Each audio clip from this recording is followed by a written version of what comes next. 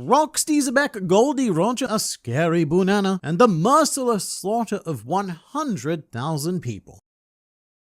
Goldie, Roger, Rocks, Xebec, and Edouard D. Newgate, the three strongest men in the world, all utterly useless, pitiful pancakes when confronted with the truly most powersome character in the series, bar owner Shaki, who this chapter heavily implies is almost the sole reason why the God Valley incident occurred, and why we are almost certainly going to see it play out in unexpectedly hilarious detail in this very flashback. But this chapter starts with showing us a good old-fashioned pirate heist, Yar from Rocks and his assorted pebbles, which I loved because we got to see pirates being pirates. That's actually rather rare for this pirate comic. And their target is some sort of fraudulent charitable organization, which is not at all helping my mental image of Rocks being some sort of a despicable villain, but it is helping me see how the world came to know him as one. After this incident, what the world hears is that Rocks raided and, thanks to Whitebeard, pretty much destroyed an entire charity place. And that sort of thing just doesn't look very good when it's being reported in a newspaper. However, Oda is keeping the hands of the Rocks pirates all rather clean here by adding in that thread of corruption, and it makes me curious about how Rocks chose this and his other raid targets. Was it just a coincidence in this case that Rocks was attacking an already bad organization? Or does Rocks actually have some sort of moral compass assisting the navigation of these decisions? And Oda also plays with this dynamic of information later on with King Harold, where we know that he attacked a world government ship to save the innocent peoples, but what was later reported was that Harold viciously attacked an innocent world government battleship. And even though Rocks probably deserves his slander a lot more, Harold and Rocks are set up in this chapter as being in similar positions, both victims of propaganda by the world government. It's so easy to see why they're friends, and it's especially putting Harold in a spot where he has to choose between Rocks and the world government, and with everything that this chapter is showing us, surely that choice would be leaning in a Rocksian direction. Harold disagrees, but we'll get to that. Because the unexpected highlight of this section for me was definitely Shiki. Dude is so wacky in this chapter, and this isn't a side of him that we've seen in canon One Piece material. But if you've seen One Piece Strongworld, then you know that Shiki does have this comedic side that often comes out in unexpected and sometimes rather dire situations. And so I loved seeing that here with Shiki messing up and forgetting about Whitebeard's group, or did he? He may just be a fantastic actor, although his facial response tells me that Shiki did genuinely mess up and forget. But then he used his mistake as an opportunity to deal with that fiendish silver axe once and for all, and decided to throw a cartoonish bomb down there. But either way, I cannot help but be charmed by Shiki trying to weasel his way out of attempted murder with this face, and claiming that he was ever so worried about Kyo. Although the most surprising part about watching the heist is how oddly well the Rocks pirates are working together. I say oddly well because they're not an ideal crew. They don't have anywhere near the synergy that the Straw Hats do, but aside from Shiki and Silver Axe trying to consistently kill one another, the Rocks pirates are not living up to their reputation at this point, which was that they were all constantly trying to kill one another at every possible second. A bunch of them do get annoyed when Whitebeard is forced to use his devil fruit, but I don't know, it all works out for the best. It all seems just like a bit of fun. Like when Luffy does something stupid with his devil fruit that comically annoys the rest of the crew. And just while we're on Whitebeard's fruit, Oda includes a brief section of Kaido expressing his own desire for fictional fruit, which, no worries mate, you've got something equally as devastating incoming in the future. But our young Kaido seems quite smitten with the idea of devil fruits at this point in history, which is something that does not match his modern day counterpart at all. In fact, the Kaido who fought Luffy on Wano went so far as to claim that the only thing that matters is Haki, which, coming from a man with his devil fruit ability, is like a billionaire telling us that money doesn't matter. But younger Kaido seems to have been a bit more seduced by the concept of magical fruit, and that might have something to do with the incoming destruction of the Rocks pirates. As I pointed out in other videos, this crew does seem very devil fruit focused, and they'll be going up against the Roger Pirates pirates and Garp, none of which are fruit users, and that loss may be what gives birth to Kaido's current philosophy of Haki supremacy. I also love the very cool ending to this section. It's very much a subversion of what we're used to with following the Straw Hats or most other pirates. Usually when a legion of marine ships rock up, mate, it is time to run away, but when they rock up to a rocks, the only thing that he cares about is how much storage space they still have for loot. And who can blame him? Even if that marine ship contains Sengoku, Garp, Suru, and Kong himself, the rocks pirates are still heavily favored, so this is just extra farming time for him. The Marines are gifting rocks resources. And very excitingly, Oda takes this opportunity to drop some stats about the first 2 years of the rocks pirates, which is quite cool because you can almost compare this to the time that the Straw Hats have been together, which 2-year time skip included is about 2 years and 7 months. But during their first 2 years, the rocks pirates conducted 16 documented raids. The word documented being very important there will likely a lot more. And putting those raids into narrative terms, if each raid were to be conducted by the Straw Hats, then it would likely constitute its own arc. So 16 arcs is a lot of story happening. The rocks pirates also sank a total of 76 marine ships. That's more ships than were present during the Paramount War, and almost as many ships as the Marines sent to Egghead Island. So losing 76 of them over 2 years to a single pirate crew is unparalleled fleet devastation. To put that into further perspective, we don't know exactly what the amount is, but one pacifista costs approximately as much to make as one marine battleship. What we do know is that those rubber bears are not cheap to make, and therefore neither are the ships. The rocks pirates also burned 14 ports, destroyed 5 cities, and apparently just up and annihilated an entire country. They also caused 3 unprecedented violations of Article 18 of international law, which, mate, I need to know what that article states. Because you gotta think it's gonna be pretty bad, or else Rocks would have violated it a lot more than just 3 times by now. But by far the most interesting part of Rocks' CV here is that in 2 years they erased 25 criminal records, and they erased them quietly, I should say. So the Rocks pirates seem to have gone out of their way to infiltrate world government record keeping and expunged the criminal records of 25 people. And I can't imagine that any of those people are Rocks Pirates members. They all have far too big names already for missing paperwork to be the only thing standing between them and recognition of their crimes. So it feels more likely that you would take lesser known criminals and offer to erase their records in exchange for some sort of favor. Like maybe you erase their records and then plant them within the Marines, or some other organization, kind of like what Doflamingo did with Virgo. Whatever it is, I really want to know more about that part, because it feels like a very different tactic from the more brutalist, straightforward Rocks approach that I'm now used to. And it also does come with a sliver of irony, considering that the world government would go on to incredibly successfully erase any record of Rocks Xebec from the world following the God Valley incident. However, for now, the narrator states that even though Goldie Roger was sailing during these times, this was considered to be the era of Rocks, which it was. At this stage in the timeline, Roger's peak doesn't even come for another 20 years or so.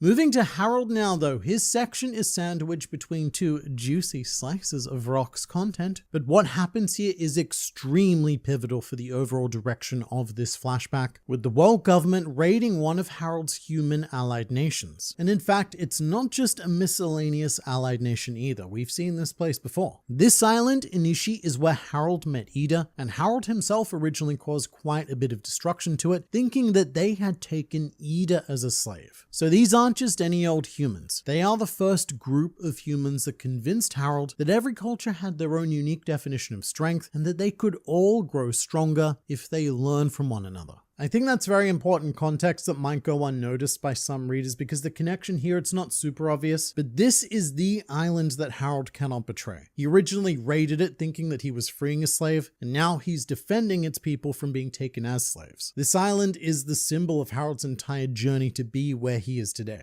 And when he sees that agent shoot and possibly kill one of the islanders, we get our first glimpse at a truly viciously angry Harold. And this is the Harold who far more closely resembles the man in the portrait that we first saw in Oris Castle. And I feel like this is the Harold that we're going to be seeing a lot more of, leading to the time when that portrait was commissioned, which of course includes the moment that Harold decides to rip off his horns. His anger is completely understandable here though. The world government agent even says Green Bull's classic line about how unaffiliated nations have no human rights. So seeing Harold jump off the ship and launch at them was fantastically satisfying. But despite everything, Harold does still want Elbaf to become part of the world government. And sure, it seems slightly illogical considering what he's just seen play out and what he would be lending his strength to assisting, but ultimately Harold's belief is in unity over fragmentation. And Harold also goes on to mention John Giant and some other Elbaf natives now serve within the Marines, which we know is because Mother Carmel sold them through Cypherball. But Harold, assumedly not knowing this, views their enlistment as progress towards forming a relationship between humans and giants. And in fact, he wants more Elbaf warriors to join the Marines, because he believes that their strength can make a real difference to people's lives around the world. And what he's musing right here in Eda's Bar is exactly what the Holy Knights have arrived on Elbaf in the modern day to achieve. They are trying to incorporate the giants into the forces of the world government. So in a very strange way, Harold is now mentally aligned with the world government, with both factions seeing this as a step forward towards entirely opposite outcomes. So it's pretty easy to see how Harold gets deeper and deeper involved with them from here. And I do understand where Harold's coming from, but I don't think he quite understands the depth of corruption of the world government just yet. But we also do learn through this chapter that Garp has met Harold, which I'm so disappointed that we did not see. That feels like it could have been another potential Rocks clash, but as we do see, Garp is actually aligned with Harold's desires, and he has the same vision for the future of the world, which is why I want to see a lot more of this relationship explored. Right now, we're very much focused on this choice that Harold has to make between the world government and Rocks, or I should say the evil overlords of the world government and Rocks, neither of which are the way forward. But if Harold and Garp were to get together and try and get something done, then that could turn out to be a force for very positive change. And I also can't ignore that we see the young versions of Garp, Sengoku, and Suru, all of whom are vice admirals at this point in life. But the real revelation here is that Kong was only an admiral at this point in time rather than fleet admiral, meaning that we have an unknown fleet admiral currently in command of the Marines, who I hope we get to meet, but realistically probably won't. But we now jump forwards to 42 years ago in the timeline. So we're now just 3 years away from the God Valley incident. We are getting so close. But even though we've still got a little bit of cushion of time, I think we finally found out what caused the God Valley incident. The final third of this chapter is more or less dedicated to Shaki, who has quit the Kuja Pirates for unknown reasons in order to start her iconic rip-off bar on Hachinosu, also for unknown reasons. And the bar itself looks almost identical to the one that she currently runs on Sabri, almost as if the entire building was picked up and transported there from Hachinosu, which would be a logistical nightmare. At some point, you would have to try and get that entire building either over or under the red line. But from what we've seen so far, there are some minor differences between the two bars. The entry door is a bit different, and the actual bar interior behind Shaki is different. Also, I don't believe there's a dome on top of the bar in Hachinosu like there is on Sabri, but everything else is pretty much identical. But from what we've seen of Shaki, it does not look like she left the Kuja tribe due to lovesickness like Gloriosa did, which, by the way, I'm also slightly disappointed that we didn't get to see Gloriosa making her decision to join the Rocks Pirates. She just suddenly is one of them in this chapter. And I feel like if we're going to take the time to slow down like this, and let's really slow down. Because now that we are exploring the Rocks Pirates in this much detail, I'm not sure we're coming back to them after this. However, in exchange for not seeing Gloriosa's moment, we do have a panel of Gloriosa with Big Mom, and I have to point out that we see a young Charlotte Katakuri standing in the background, looking like some sort of adorable voodoo doll. He's about 6 years old here, and already very much living up to his legend of always standing and being perfect. Although I believe this is before he made his vow of perfection, because he's still keeping his mouth visible. And we can also see Karakuru's twin brothers Oven and Daifuku, although the latter one's a bit more difficult to spot because he's all crammed into that sliver panel next to Gloriosa. And you know, it may not look like it, but at this point in her life, Big Mom already has 20 children. And this year, 42 years ago, she is due for another set of triplets. Back to Shaki though, this semi-confirms a theory that's existed for a very long time, which was the thought that Shaki was also a member of the Rocks Pirates, although technically she is not. She is not joining their crew, however she is becoming a Rocks associate, and is very possibly the single individual most responsible for why Rocks isn't currently ruling the world as we speak. And this is because there's a very important line towards the end of this chapter about Shaki's effect on Hachinosu. She's described like a flower blooming in a wasteland, someone who went on to become considered a treasure of the island, and not just a treasure, but a crown jewel. And you may or may not remember that specific terminology from chapter 1096. When Garp was on vacation and he heard what was about to happen on God Valley, Garp stated that this was to be expected because the Marines had taken a treasure from Hachinosu, so of course the Rocks Pirates would pursue them to take it back. So that is what the official English translation says, but this translation was very heavily disputed at the time, with the fan translations insisting that Garp's words about the treasure, with fan translations insisting that Garp's words about the treasure were more akin to something along the lines of the crown jewel of Pirate Island. In this case, I think the official English translation was playing it safe and not trying to define anything, because that's a very dangerous thing to do and the translator had no idea what Oda was referring to. However, in retrospect, it's really looking like Shaki was this treasure that Garp was referring to. And what that means is that it's now looking incredibly likely that the God Valley incident was a fight over Shaki. That the Marines or the world government took her from Hachinosu for whatever reason, possibly to make her a world noble slave, who knows. Then the Rocks Pirates pursued them to God Valley to take her back, during which point the Roger Pirates also joined the fight because they were after Shaki, and the Rocks Pirates were ultimately disbanded due to losing the world's most intense battle of simps. It's still very possible that there's more to it than that, and I kind of hope there is. But Oda could be about to subvert one of the most impactful events in all of fictional history. And the narrator earlier said that this could be described as the era of Rocks, but I would respectfully disagree with that assessment, as this more accurately feels like the era of Shaki, as every major faction on this planet seems to want her, and Shaki's charms are threatening to destabilize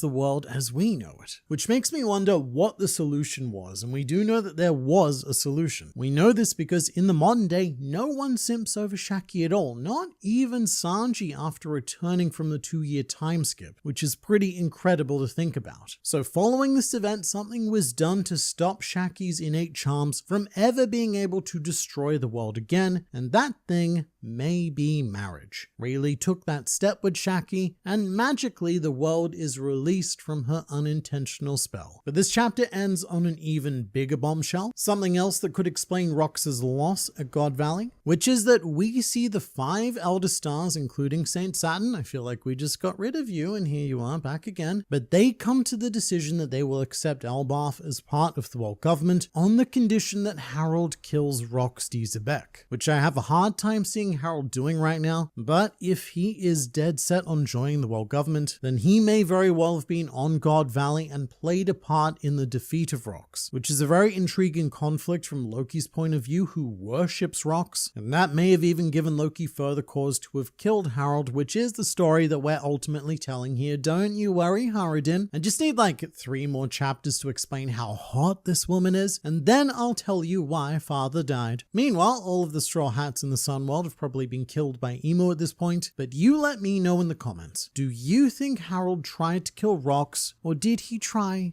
to do not that? Internet man, can you explain the timeline here? I always thought that Blackbeard was quite a bit older than Shanks, but if we're only 2 years away from God Valley, would that mean that Teach has already been born? So right now we are 3 years away from God Valley. It happened 39 years ago. And as of chapter 1157, we are sitting at 42 years ago. And Mr. Blackbeard in the modern day is 40 years old, meaning that we are 2 years away from his birth at this point, and that it is very possible that we'll actually see him being born in this flashback. And then maybe what we can do, right, is make a fun animation of baby Blackbeard fighting against baby Loki or something. But Shanks is 39 years old. He is not much younger than Blackbeard at all. He just looks it, assumedly because he consumes significantly less cherry pies. But that means that Shanks was born in the exact same year that the God Valley incident took place. We might see him being born as well, or him being baby. Also, Buggy is 39 years old. We don't know exactly when and where this clownman happened, just that he was born allegedly in the Grand Line, and he ended up with the Roger Pirates at some point. So this flashback could go on to identify his origin as well. And depending on how events play out, it is very possible that God Valley was a point in history where baby Shanks, toddler Blackbeard, and baby Buggy were all in the same location, 3 young baby children who would all go on to become emperors, all present for this one history-changing event. I'm convinced at this point that the One Piece is Shaki's bathing suit. I mean, I would like to say something clever and reasonable in response to this, but at Oda's current rate, I don't know if I would entirely dismiss this. Considering how idols are treated in Asia, specifically Japan, where fans adore them and lose interest once they are in a relationship, it would make sense for people to lose interest after Shaki marries Rayleigh. So that's a much better way of expressing what I thought in the last video. I got a fair few comments asking why anyone would lose interest just because Shaki got married. And the short answer is idol stuff, and not exclusively Japanese idol stuff either. I do remember there was at least one K-pop idol who actually had to issue a public apology after it was discovered that she was dating someone, with fans flooding her with messages saying stuff like, "Is the love given to you by your fans not enough?" It's an absolutely insane world. And I guess the way I imagine it working is that an idol is like a human timeshare for tens of millions of people. Each of those people know that they're not the only invested fan, but they pursue that parasocial intimacy, and it's not just on their side. That aspect is also encouraged by the idols and their management. In fact, it is the entire sales pitch. Music is a very secondary product in the idol world. It is all about selling that parasocial connection. So when an idol starts dating to a fan, that probably feels like being parasocially cheated on. But long story less long, Rayleigh marrying Shaki probably officially removes her from the idol culture, and so people immediately lose interest and move on to the next object of affection. It's kind of weird and cool at the same time to see Kaido and Whitebeard as bros for a second. It is, and it's so rare that we get to see them interact. The first and only time I recall was during Kaido's flashback, when it was revealed that Whitebeard was actually the person who encouraged Kaido to join the Rocks Pirates. And with that in mind, I do think that Whitebeard took on an older brother role with Kaido. We just haven't seen that explored quite as much as Big Mom's older sister dynamic with him. And it does give some nice retrospective depth to Kaido. Although knowing this, I think it's kind of a shame that we never saw modern Kaido interact with old man Whitebeard, because Kaido clearly had a high level of respect for Whitebeard. Kaido was even praising Mr. Whitebeard for dying in the correct manner, and Kaido's ultimate goal was to, ironically, live up to the deaths of both Whitebeard and Roger. It's cute seeing Loki trying to hang out with everyone and Mato offering him a drink. So this is probably the most peaceful and chill Loki chapter to date. And there is this very, very cute moment seeing Loki, Haruden, and Mato outside listening in on the conversation that the adults are having. But I love that we've got Loki and Haruden here instead of, say, just having Loki, because you can tell that each of the brothers are listening in for different reasons. Loki's here because he wants to listen to Rox. He wants to see Rox's argument and vision for the future prevail, because he believes that that is the only path to salvation for him. But Haruden's here because he wants to listen to Harold. He wants to see Harold's vision prevail. However, the cutest moment in the section by far is Eda knowing all of this and choosing her words very wisely to communicate with Loki, and I love that she is trying to break through to him. Loki is not her son, but Eda has this relentless flood of motherly love raging in the general direction of Loki regardless. I find it strange that we only saw Katakuri and his brothers. Could this potentially mean the triplet's father was part of Rox's crew? I doubt all of her children were on Hachinosu.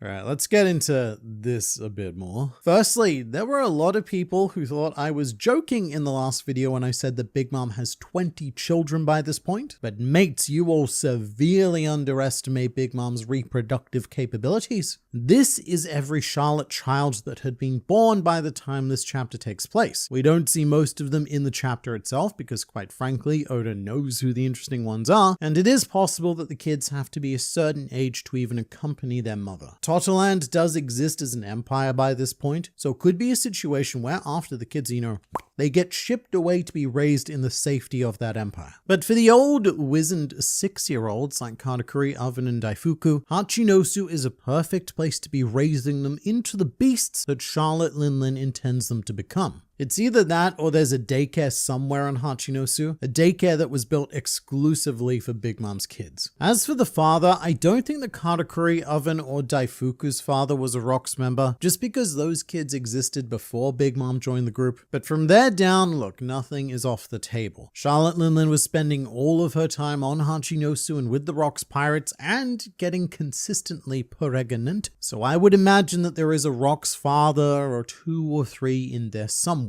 I get why Blackbeard was going after Boa now. He wanted a Shaki for his Hachinosu. Yes, he needed his own crown jewel to follow in the footsteps of Daddy Rocks. Well, that's actually another one of the growing differences between Rocks and Blackbeard. Whilst Rocks appears to have treated Shaki like a grand treasure, Blackbeard's mind was rather cold and ruthless when it came to Boa Hancock. He wanted her fruit, and before Rayleigh stepped in, Blackbeard was about to kill her for it. So Blackbeard doesn't have quite the same appreciation for the Kuja Empresses that his father did. It's so funny to me that John Giant is his actual name. Imagine a Marine going, "Behold, it's me, Frank Human, the Human Man." It is kind of funny, but I think this might also be an orphan thing. And I guess the easiest pop culture equivalent I have here is Game of Thrones. Whenever a bastard's born, they don't get a family name. What they get is the generic name based on the land they were born in. It's like Jon Snow, where you've also got Sands and Storms and all sorts of other things. And given that his name John is also pretty damn generic, I could see him being named John Giant because he has no other identifiable heritage. So what he ends up with is generic first name and generic last name, somewhat denoting the culture he was born into. I was very surprised to see even Whitebeard simp for Shaki. I wonder if Garp will simp for her as well. I think that Garp must have, and it's reminded me of a particular panel. When first meeting Luffy, Shaki leans over and tells him that Garp used to chase her a long time ago. And at the time, we're led to believe that's because Shaki used to be a pirate, so Garp was hunting her down for justice-related reasons. But I don't know, the cheeky look on Shaki's face now kind of makes it feel like Garp had alternative reasons for going after Shaki, and that in a weird alternate world, Shaki could have been Luffy's grandmother. But then again, Garp might also have whatever monkey gene Luffy has that makes him immune from all of that as well. Internet guy, Inishi isn't the same island as the one Eda was on. That island was called Bunt. So the island itself was not called Bunt, it was identified as the Bunt Kingdom. And this brings up an interesting distinction between islands and kingdoms. They're not necessarily the same thing. Also, I should say that this comment is in response to me calling Inishi the same location where Harold met Eda, which I think it is, because that island is characterized by a very cute wooden coastal town being backed up by what I can only describe as 2 mountainous breasts or breasts of mountains, which is the same island we see in this chapter that Oda has now labeled Inishi. However, in chapter 1153, the label we were given was the Bunt Kingdom. So is it Inishi or is it Bunt? Well, both. Both of these things can be true. Islands and kingdoms quite frequently have separate names in the One Piece world. For example, the Kamabaka Kingdom, where Emporio Ivankov and his Candies live, that is not Kamabaka Island. That is the Kamabaka Kingdom located on Momoiro Island. Or to use one of our OG examples, Luffy is from Dawn Island in East Blue, but that island also happens to be home to the Goa Kingdom. But it's not the Goa Island or the Dawn Kingdom, so we can have the Bunt Kingdom on Inishi Island. Or alternatively, and this is definitely not off the table, what's happened here is that Oda has accidentally drawn the exact same island intending it to be different, with a key characteristic that just so happens to be what Oda's had on his mind quite a bit lately. That could be it. This could just be subconscious mountain boobs. Internet man, you haven't italicked about the possibility of a traitor in the Rocks Pirates. As what Whitebeard said, the Marines came too quickly. So in this chapter, Whitebeard was quite surprised at how quickly the Marines arrived, almost as if they knew in advance where they'd be. But I have to say, I'm probably less interested in traitor discussions among the Rocks Pirates than I have been with any other faction in One Piece, because realistically, this is a group bred for treachery. Everyone's in this for their own personal gain, and most crew members would sell each other out for a mildly delicious stick of chewing gum. I would be infinitely more surprised if there was not a traitor amongst the Rocks Pirates. And going back to the advice that Eda gave Loki, the same thing could apply to Rocks. Choose your friends carefully, which is what he's not done. Rocks has not chosen his companions very carefully at all. They just need to meet his certain blunt criteria, but the seeds planted by those decisions are going to grow into ripe and decisive decision fruit that will be forced down the throat of Rocks. And it's during times like that where you can only hope that you've made tasty decisions. But I don't think that Rocks has made very tasty decisions at all. No.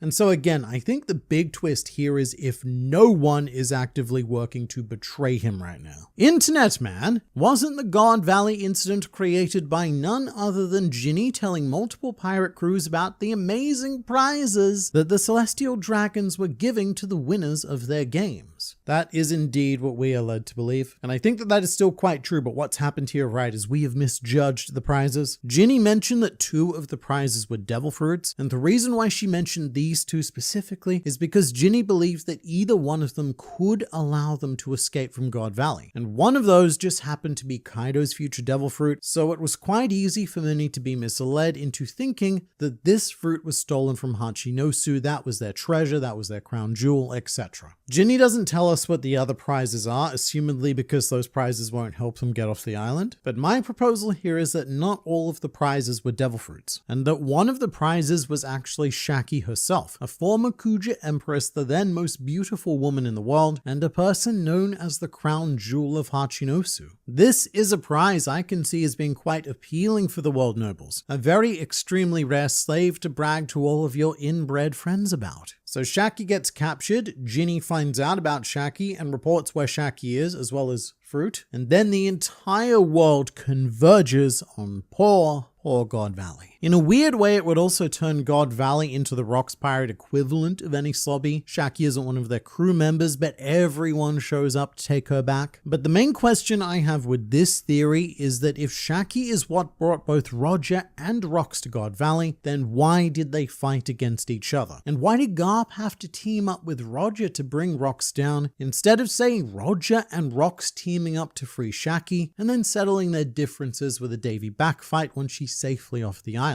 I guess the only explanation I have for that is that they were just simping too hard. They couldn't decide which one of them was going to take Shaki. But there does come a point where simping gets to an unrealistic level for me. So there's gotta, there doesn't have to be, but I'm hoping that there's something more that transforms this event into what we now know of as the last stand of Rocks Xebec. Or else maybe it's not so much that the world government successfully erased all record of God Valley. Maybe it's just that no one talks about it, because what happens there was like real cringe. Whitebeard telling Stussy he was never in love with her right before joining the goon team for Shaki is crazy work. Look, Whitebeard did nothing wrong. He has been nothing but completely open and honest. This is very much Stussy's one-sided delusion here, and Whitebeard needing to constantly remind her that he isn't interested. But it does help understand the old pruny Stussy of the modern day, and how she seems to genuinely believe that Whitebeard was her lover, because the truth has never been a powerful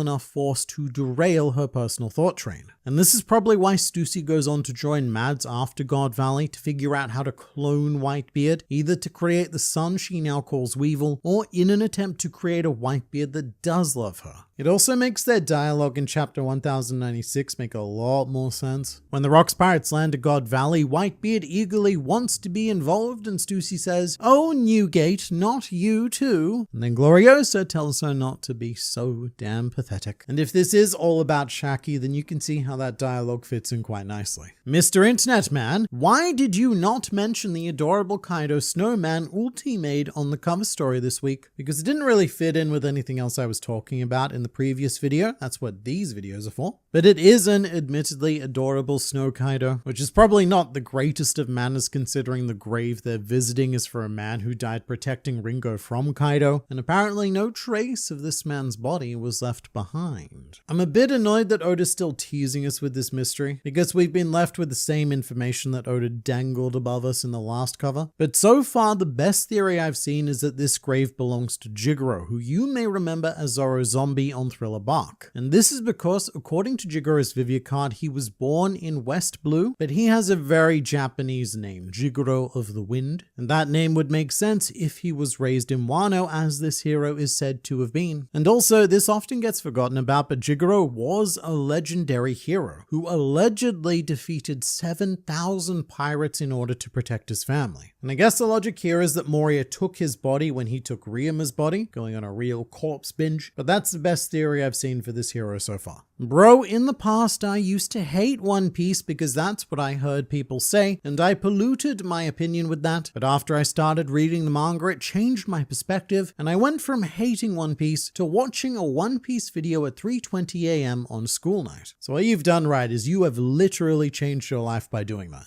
Not just by reading One Piece, which is life-changing enough on its own, but by not letting other people's opinions forge yours. There are lots and lots of very loud people in the world who are desperate to use your mind as clay to mold their ideas into, and that's what happens with Luffy a lot in One Piece. He runs into so many characters who try to enforce their views of the world onto him, which mentally suffocates Luffy to the point where he punches and defeats them for the sake of his freedom. So definitely be more like Luffy, think for yourself, but also be more like Luffy in knowing that you don't have to think all the time and that it's okay to not have an opinion if you don't know enough about a certain subject. But either way, don't just parrot other opinions that you've heard. Intense battle of simps? Sanji is becoming more relevant here. Yeah, I do have to say, these chapters are putting in a lot of good work for Sanji. Knowing that Roger, Rocks, and even Whitebeard were capable of simping on Sanji-esque levels means that we can and should expect continued greatness from Mr. Cookman. Maybe Shaki's allure was lost when she became a mother. There are those theories that Mihawk is Shaki and Rayleigh's kid. Could also be someone else, who knows? So this is actually something huge that I hadn't thought about until now, because I think that the Mihawk son theory is finally dead. For anyone unaware, there was a very credible idea that Mihawk was the son of Shaki and Rayleigh. I'm not going to go into all the details of it right now, but now that we fleshed out the timeline, I don't think it works out. Shaki arrived on Hachinosu 42 years ago, meaning that at this time, Mihawk had already been born the year prior because he is 43. And it just doesn't seem like Shaki and Rayleigh have gotten together yet. And something else that also doesn't quite fit is the idea that the residents of Amazon Lily only give birth to girls. There's no currently recorded male being born from the spawning hole of a member of the Kuja tribe, so I think that this Mihawk idea is, at least in its current incarnation, pretty dead. But whatever video you're seeing on your screen right now, that's a theory that I don't think is dead yet, so definitely click that one, and also just say whatever you want in the comments below because I might read it.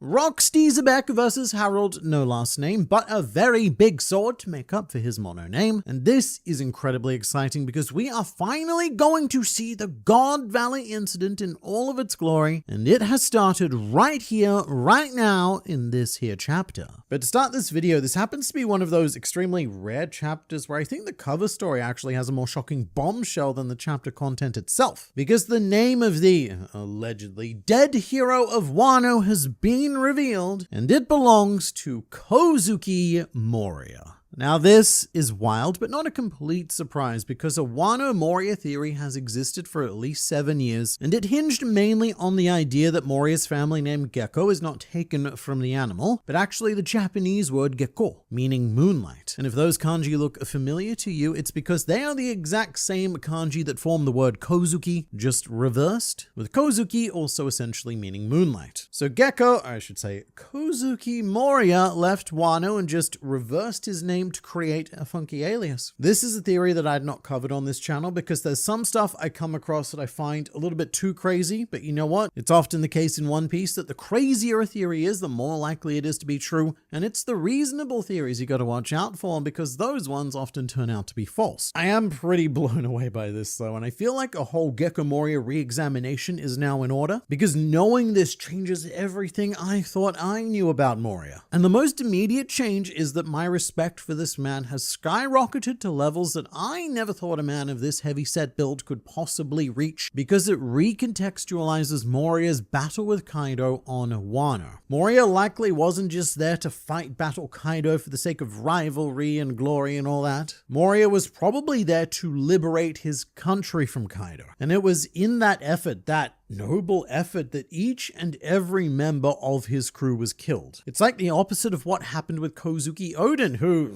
brother, cousin of Moria, I don't know. But Odin took the long game approach and did his 5 years of naked dancing, which didn't seem like it accomplished much, but it did keep his followers and the people of Wano alive long enough to eventually liberate the nation, whereas Moria, he took the more urgent approach and it cost him everything. It's a wonderful added layer of tragedy to our spring onion, and I actually wonder if Moria is going to have a level of appreciation towards Luffy for finally beating Kaido and liberating Wano. And instead of some sort of a funky enemy, Moria could now very much end up as our ally in the final war. However, this revelation is going to bring up all sorts of questions that no one is prepared for, and here is the first. Does this mean that Mr. Kouzuki Moria can read poneglyphs? Because the Kouzuki clan was supposedly all taught to read and write them, and here's another left field one. Could Perona, the girl that Moria adopted, be related to Toko, as they're the only two characters in this series who have these very distinctive eyes? And feel free to leave your own mind-bending Moria questions in the comments, because I feel like there is so much to dissect here, but also we have an actual chapter to talk about with all sorts of insanity of its own. And a big theme of this chapter is a setup for tragedy. We've had it too good in this flashback for too long, and it's time for Eiichiro Oda to get in there and ruin some lives. We now cut to the Otto Jackson with a sulking Goldie Roger, and I think that Oda might want to be a little bit careful here, because we've had such little time directly with Roger overall in the series that all of these back-to-back chapters of him doing nothing but simping for Shaki may risk turning that simping into his defining quality as a character. This is so surreal though. Roger is upset because Shaki gave Rayleigh a special note telling him to come meet her, and there's a couple of things going on here. Even though Rayleigh's interested in Shaki, he is essentially ignoring her because he wants to maintain his freedom, which is something that even a post-married Rayleigh has still managed to accomplish. When we first met Shaki, she said that she hadn't seen Rayleigh in 6 months and speculated that, quote, he's got a girl somewhere and stays with her. I'm not worried about him. Going away for long stretches is natural for an ex-pirate. So Rayleigh can do whatever he wants, wherever he wants, and whoever he wants. It seems like a very open marriage. But I would say that Shaki's note is the perfect way to appeal to a man like Rayleigh. She doesn't say where to come find her, just come find me. And that is such a strong call to adventure that would appeal to any pirate. But I don't think that Rayleigh's refusal here is all about freedom, which I would say for Luffy. He would always refuse an offer like this, even in a world where he did feel some sort of attraction. His freedom and his adventure is paramount. And Rayleigh, he comes from the same book of freedom, but he's in a very different chapter. And I actually think that a big part of his refusal is Roger. Roger and Rayleigh aren't just captain and first mate, they're not even best friends. They refer to each other as partners. Obviously not romantic partners, but two people who have found themselves bound together and who formed the most formidable duo that this world has ever seen. If I was Rayleigh, I'd not be very keen on disturbing that dynamic, because I don't know if losing my best friend, if losing my pirating partner is going to be worth pursuing whatever this turns out to be. And I love that sort of maturity from Rayleigh because that's exactly what we're not getting from Roger. Even after all of the everything, the section ends with Roger claiming that he will not give up, and they set sail to Hachinosu to go and see Shaki. And I do appreciate what's going on here. There could be a very Trojan War sort of story brewing. But at the same time, honestly, Roger is starting to lose me a bit. We don't know exactly when in time this scene takes place, but it's either 42 or 41 years ago. And either way, that makes Roger either 35 or 36 during this part of the chapter. And one of those numbers is my age. And if I was to act the way that Rog is acting, I'm pretty sure that I would be arrested and charged with stalking. So I'm really hoping that Roger comes to terms with this soon because,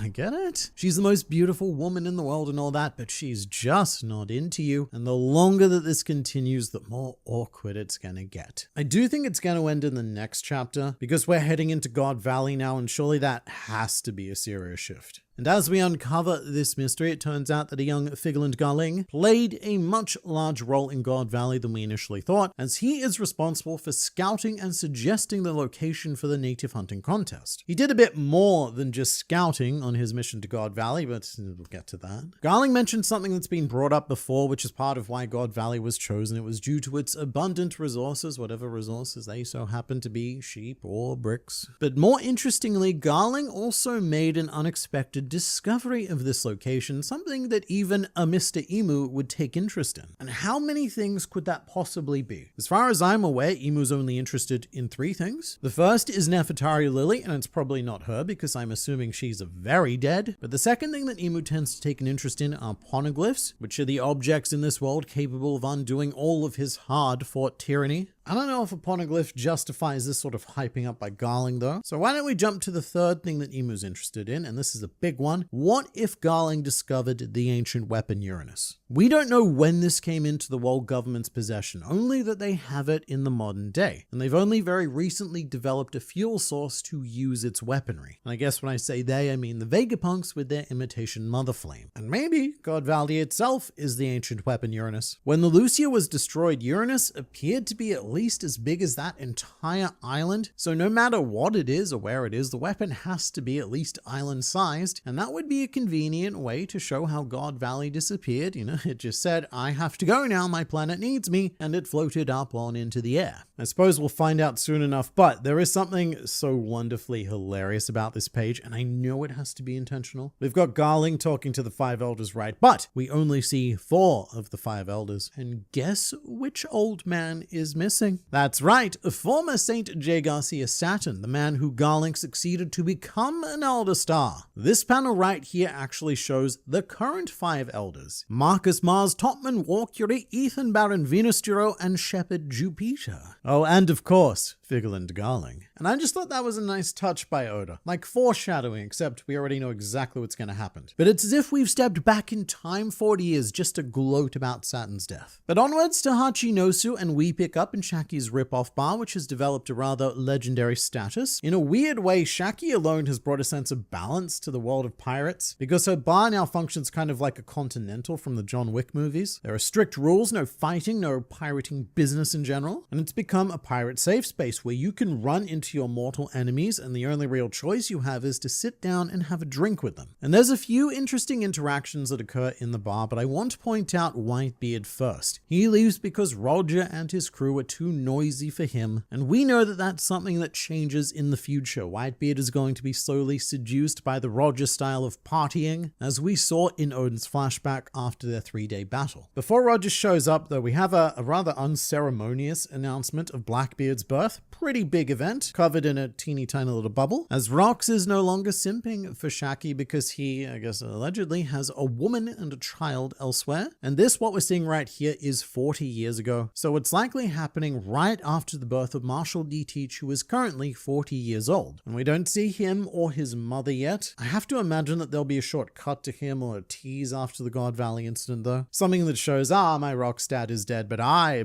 Blackbeard man, will inherit his will. But I guess the most important thing to mention is that this is the first time we've seen Rox and Roger interacting, at least directly. They did speak to each other in the previous God Valley flashback, but we didn't see them on the same page, you know? And I feel like this should be a much bigger moment than it is. Their rivalry is referenced and they clearly have history, ever so much history, but it's a bit of a shame that we've blasted past Rox and Roger in this flashback, because there are these 2 fantastic panels at the end of this section with a very serious serious Roger and Rox facing away from one another animalistically. And I want to know where this seriousness came from. And you can tell that there is something deep between them because Oda uses this exact panel composition later to showcase the rift between Rox and Harold. So something similar is happening between Roger and Rox, and this is the most serious we've seen Roger in, I think, ever. I'm really struggling to remember an instance where Roger wasn't smiling or just acting like a whack job in some other way. This is such a heavy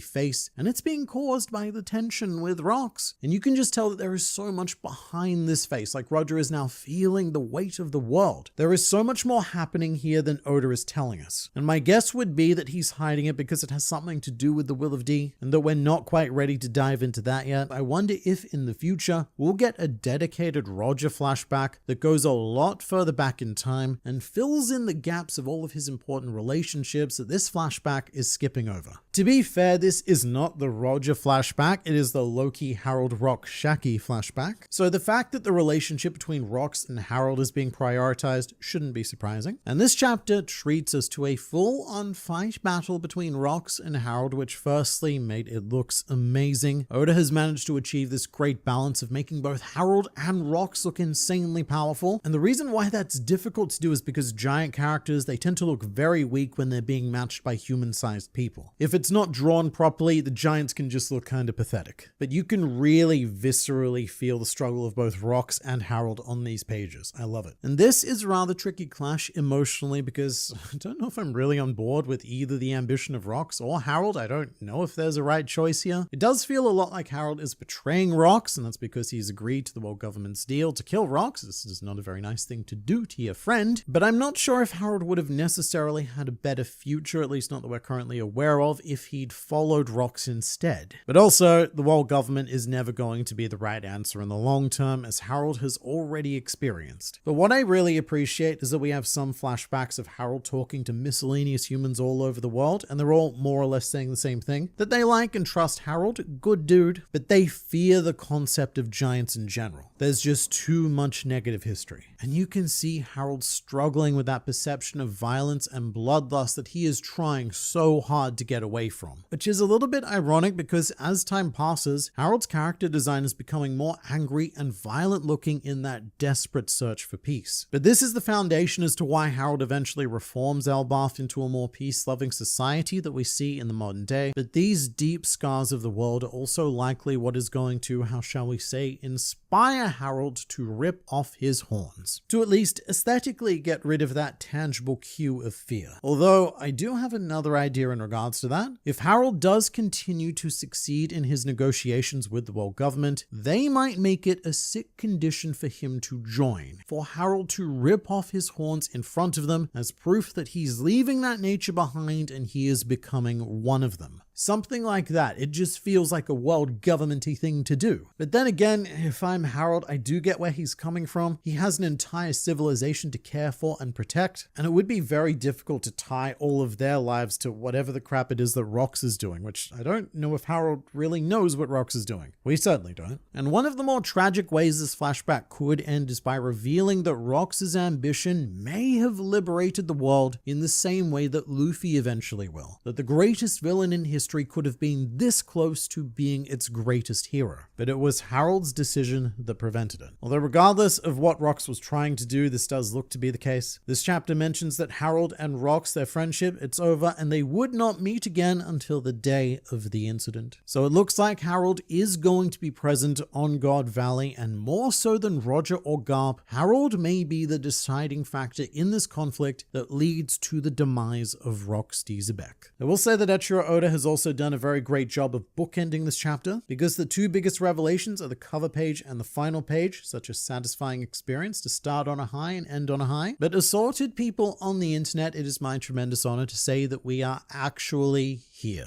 I didn't believe it would happen when this flashback began, but this chapter has ended 39 years ago on the island of God Valley, just before the incident is about to begin. And at this point, I would be so mad if Oda didn't show us exactly what happened. We have to be going into it because I don't think there's another opportunity. The story of Rox is happening right here and now, but it's not just his story, because this chapter ends by showing us twin gingers, baby Shanks and baby Shamrock. Not only that, but also their mother, who I guess is a fairly standard Oda-looking woman who we only see from behind. And it would be a very Oda thing to do to just never show her face at all. But that's already enough to kill the crazy Shaki or Shanks' mother theory that's been doing the rounds on YouTube, Reddit, and Twitter, spreading like a very crimson STI. And I guess this means that Shanks and Shamrock are only half world noble. They aren't pure because their mother doesn't appear to be a world noble. It's almost certainly a woman who Garling decided to intercourse during his time on God Valley, which was a year before the end of this chapter, so the timeline works out pretty well. And thematically, this also works out pretty well. Biologically, they're half world noble and half not a complete prick, but when we've got twins, we can simplify that. We give one of them the world noble heritage, and the other one the not being a complete prick heritage. They're both adorable though. We've got Shanks on the right as the happy smiley baby, and Shamrock on the left as the more pensive and contemplative baby. And I don't feel like it's fair for Oda to show me baby Shamrock. How am I supposed to be so thoroughly disgusted by Shamrock now that I've seen him like this? He's too cute. However, this might explain why the Figurland family have a bit of a stigma around them. The Five Elders in particular are quite wary of Garling in their previous encounters, and they had a poor opinion of the family in One Piece from Red, which was where the Figurland name was first used. So here's the thing, world nobles, they obviously take wives, and I mean that quite literally. They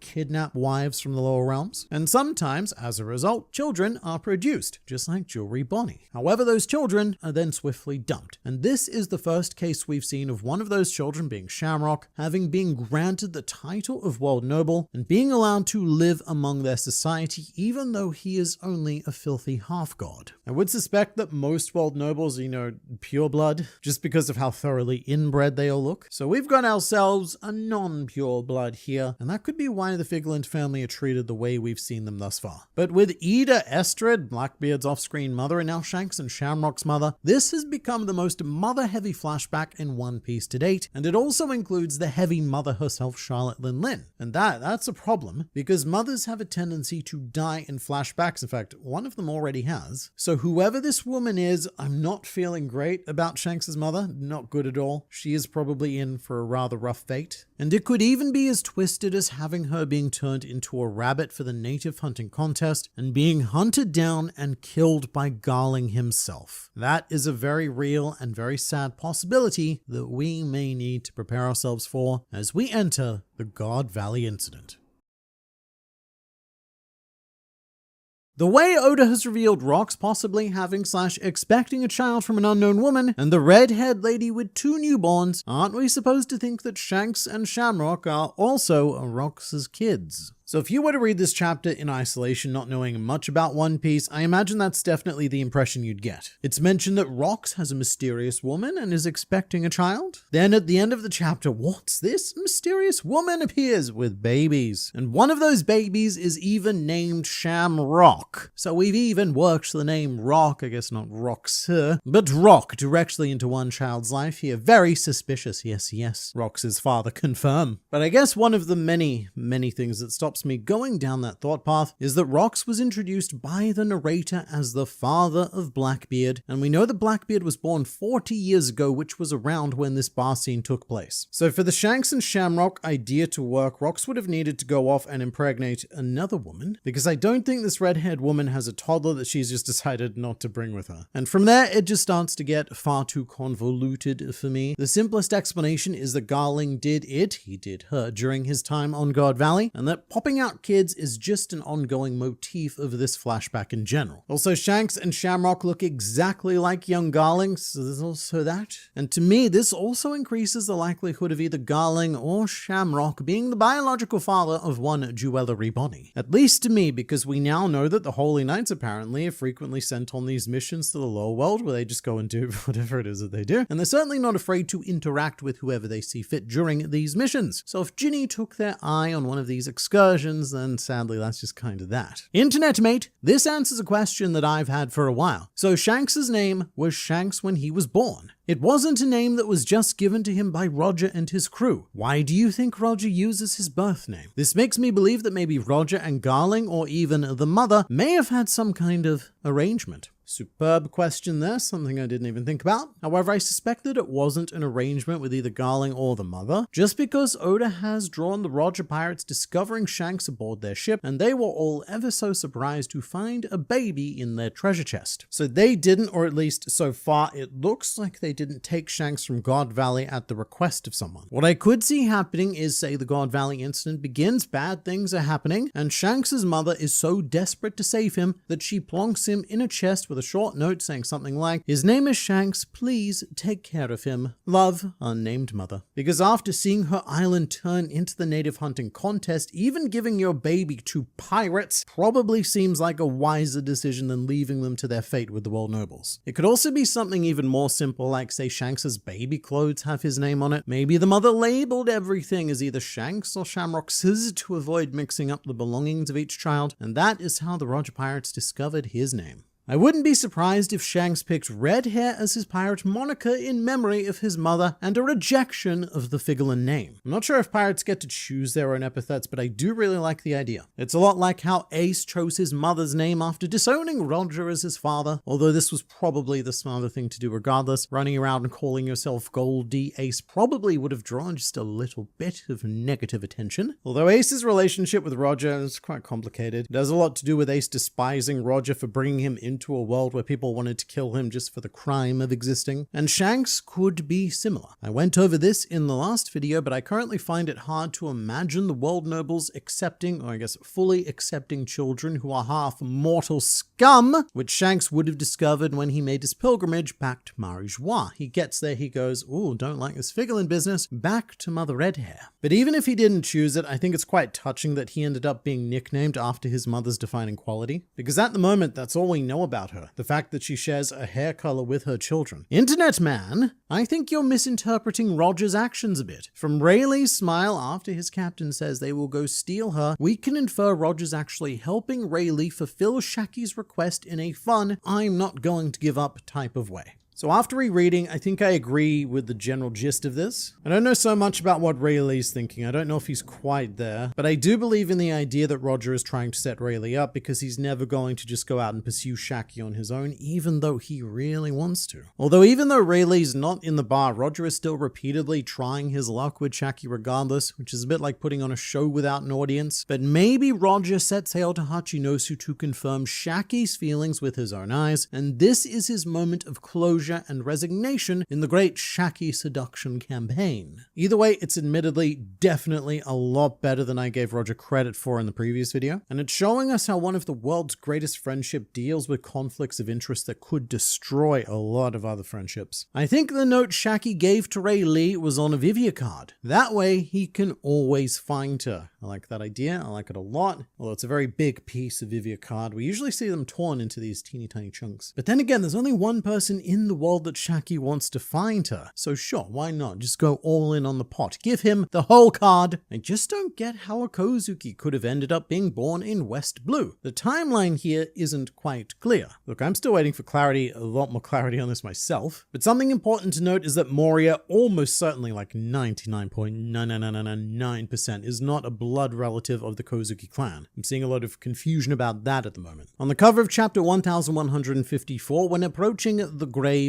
the text stated that this mystery hero, who we now know as Kouzuki Moria, was born in West Blue and raised in Ringo. So I was imagining something along the lines of Moria's parents may have been pirates or travelers, or some sort of boat havers that ended up in the New World, and then something tragedy, adopted by the Kouzuki family by chance, and then more things happened. But we also have this image of child Moria that Oda drew, which doesn't look Wano-like at all, so he probably wasn't a baby or anything during his time on Ringo, and he may already have had quite a childhood before this phase of his life. Realistically, I don't think we're ever going to find out in the actual manga itself. What's going to happen, this is almost guaranteed, is that someone's going to ask this question in an SBS, and then Oda will meticulously detail Moria's life story. Now I'm starting to think Moria took the corpse of some Wano legends to not just get some zombie commanders, but to also keep those corpses safe while Kaido controlled Wano. This is such a good example of the sort of stuff we need to rethink with Moria now, because that is potentially a very Kaido and or Orochi style thing to do. To break the spirit of Wano by robbing the graves and desecrating its greatest of legends. And it might only be after taking the bodies of at least Ryuma and Jigoro, we don't know how many others there were, but with those two, Moria may have thought to himself, alright, now that I've got these corpses, now what? How do I stop them from decomposing? Maybe I could invent some sort of a zombie system, but in order to do that, I need access to a doctor in a fishnet top. And from there, things worked out quite well for Moria until they didn't. But going back to Wano, we may actually have an identifiable reason for Moria changing his name, and it adds that much more tragedy. Right before the raid on Onigashima began, Kaido was about to execute Momonosuke, but Kaido actually gave the boy a chance to live. He said that if Momonosuke was not the son of Kouzuki Odin, then he would call off the execution and offer a, quote, full apology for the confusion, which is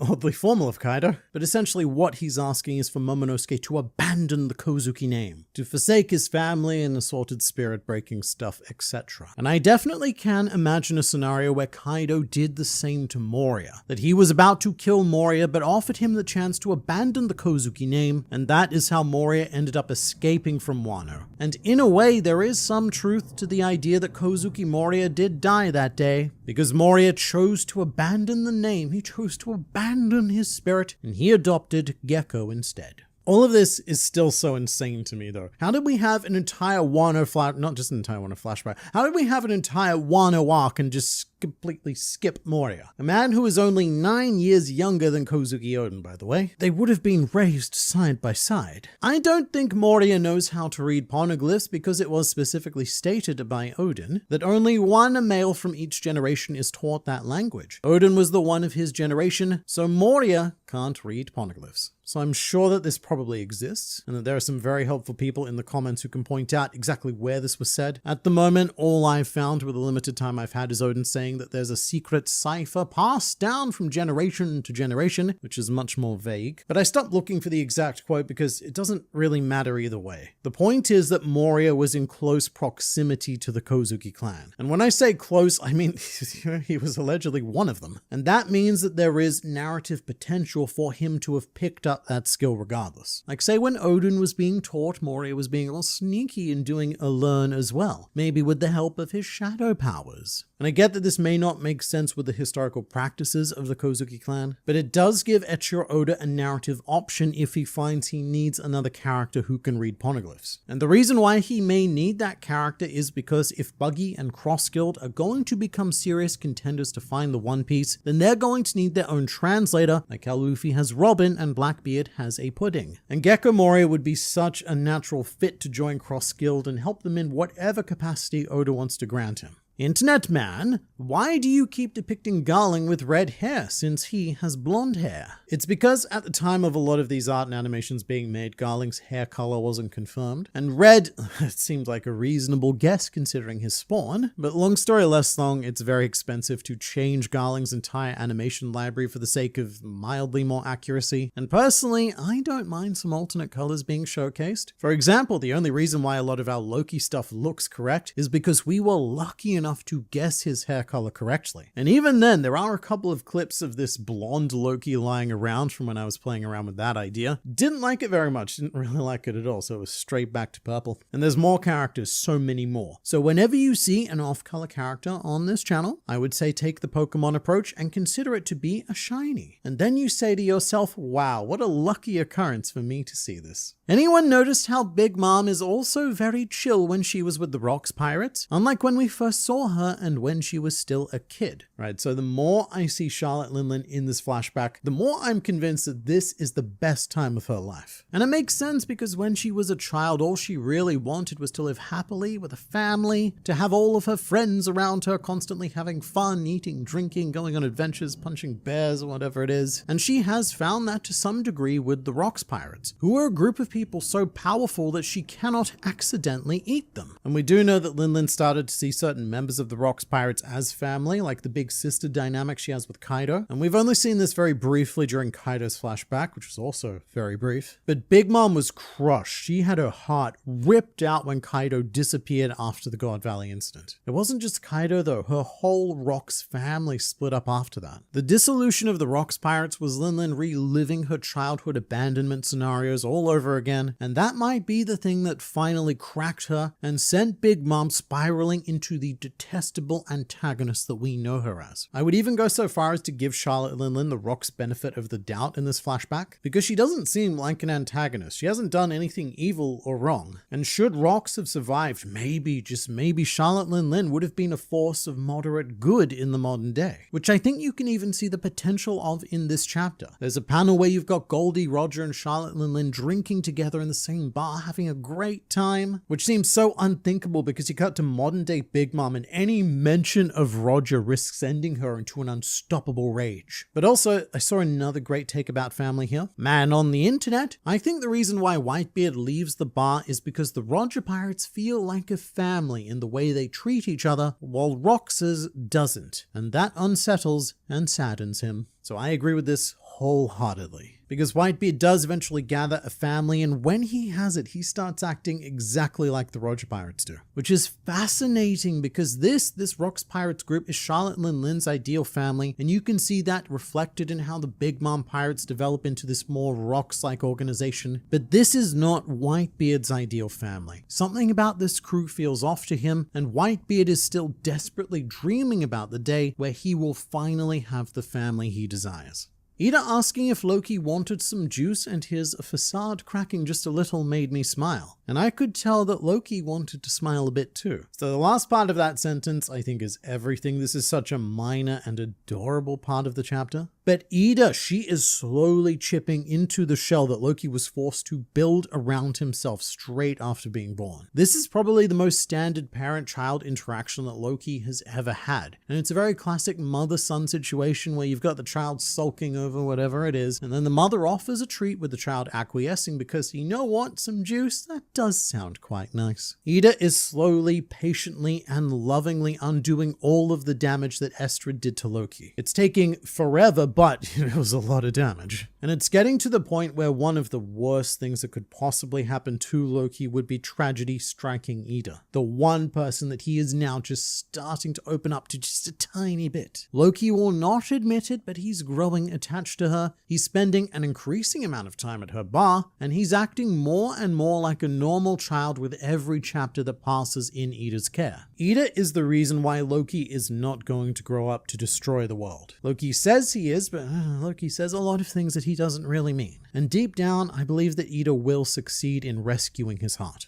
In my opinion, Harold never saw or thought of Rocks as a friend. He saw him as a random guy, evil, villainous, that continuously asked him to join the crew, while Rocks thought of him as a deep friend. I don't know if I can see that being true because it kind of ruins the tragedy of what's happening here. When Harold met Rocks, they shared this very knowing and respectful smile together, and Rocks was really the first person Harold had ever met who was able to fight on his level. It could even be argued that Rocks was Harold's first true friend. And I feel it's more likely that Harold is saying all of this stuff and calling Rocks a despicable villain to convince himself that he's doing the right thing by aligning with the world government, who are trying to get him to do the wrong thing. Because the whole Rocks being an evil villain at this point does seem like mostly world government propaganda, we've seen nothing to support it, and so it is quite telling that Harold is starting to adopt world government language and talking points when it comes to Rocks. Harold is trying so hard to change the perception of his people by having them accepted in the global community, and he is willing to abandon his friendship to do exactly that. Or is he? I don't know. The story, it's not over yet. We do know that at some point Harold committed a quote, blunder. Those are the words of the Holy Knights anyway. And maybe that blunder could have been not killing Rocks at God Valley, choosing instead to side with his friend and not abandon that connection. I literally gave so much crap that you uploaded this. You literally gave crap. To who and for why? Oda realized he didn't tell us who the Roger Pirate's cook was during the SBS, so he snuck it into this chapter to tell us that it was Max Marks. I noticed that as well. There's this odd line where Roger says, "I'm hungry," and then he specifies that Max Marks, this is your problem to solve. And I think that is because Oda realized that when he revealed the crew roles of the Roger Pirates in that latest SBS that he forgot to add in a cook, one of the most essential jobs, especially for a crew of hungry hippos like the Roger Pirates. So he stuffed that answer into this chapter. Max Marks is our cook. Finally, people will shut up about Mihawk being Shaki and Rayleigh's son. Not every important character needs important parents. So I do agree with that sentiment, but I'm not sure if this, of whole chapters, is the right place to express it. This chapter focuses pretty heavily on parental lineage with Shanks, Shamrock, and Blackbeard, and it also gives us Gecko Moria's adopted lineage as a bonus. So in the case of this chapter, and this chapter alone, yes, every character does need important parents, apparently. What if Goldie Roger is the one afflicted by the love sickness disease? That would be a twist so wild that I could forgive all of the simping. The implication here being that Roger chose the happiness of his best friend Rayleigh, as well as the life of Shaki, who is clearly afflicted by love sickness in this chapter, over his own well-being. And Crocus, mate, he did the best he could, but he cannot cure the needs, the desires of the human heart. One thing that would give me pause is that it would make Rouge quite a tragic figure. I mean, an even more tragic figure. To know that Roger never really loved her or anything, although, to be fair, we still don't know anything about their relationship at all. But maybe Oda is setting things up here to explain Roger's eventual demise. He held off for as long as he could, but the incurable disease that is love claimed even the life of the pirate king. Maybe. Probably not in my opinion, but maybe. The God Valley incident has just begun, and I, for one, am not ready for how it's going to end. But as has been suspected for a while now, Shaki did end up getting kidnapped and used not just a native hunting contest prize, but the native hunting contest prize. And so the mystery of who the Rocks Pirate's traitor is has finally been revealed. I mean, I say finally. This mystery was only set up like 2 chapters ago, but it was Ochoku.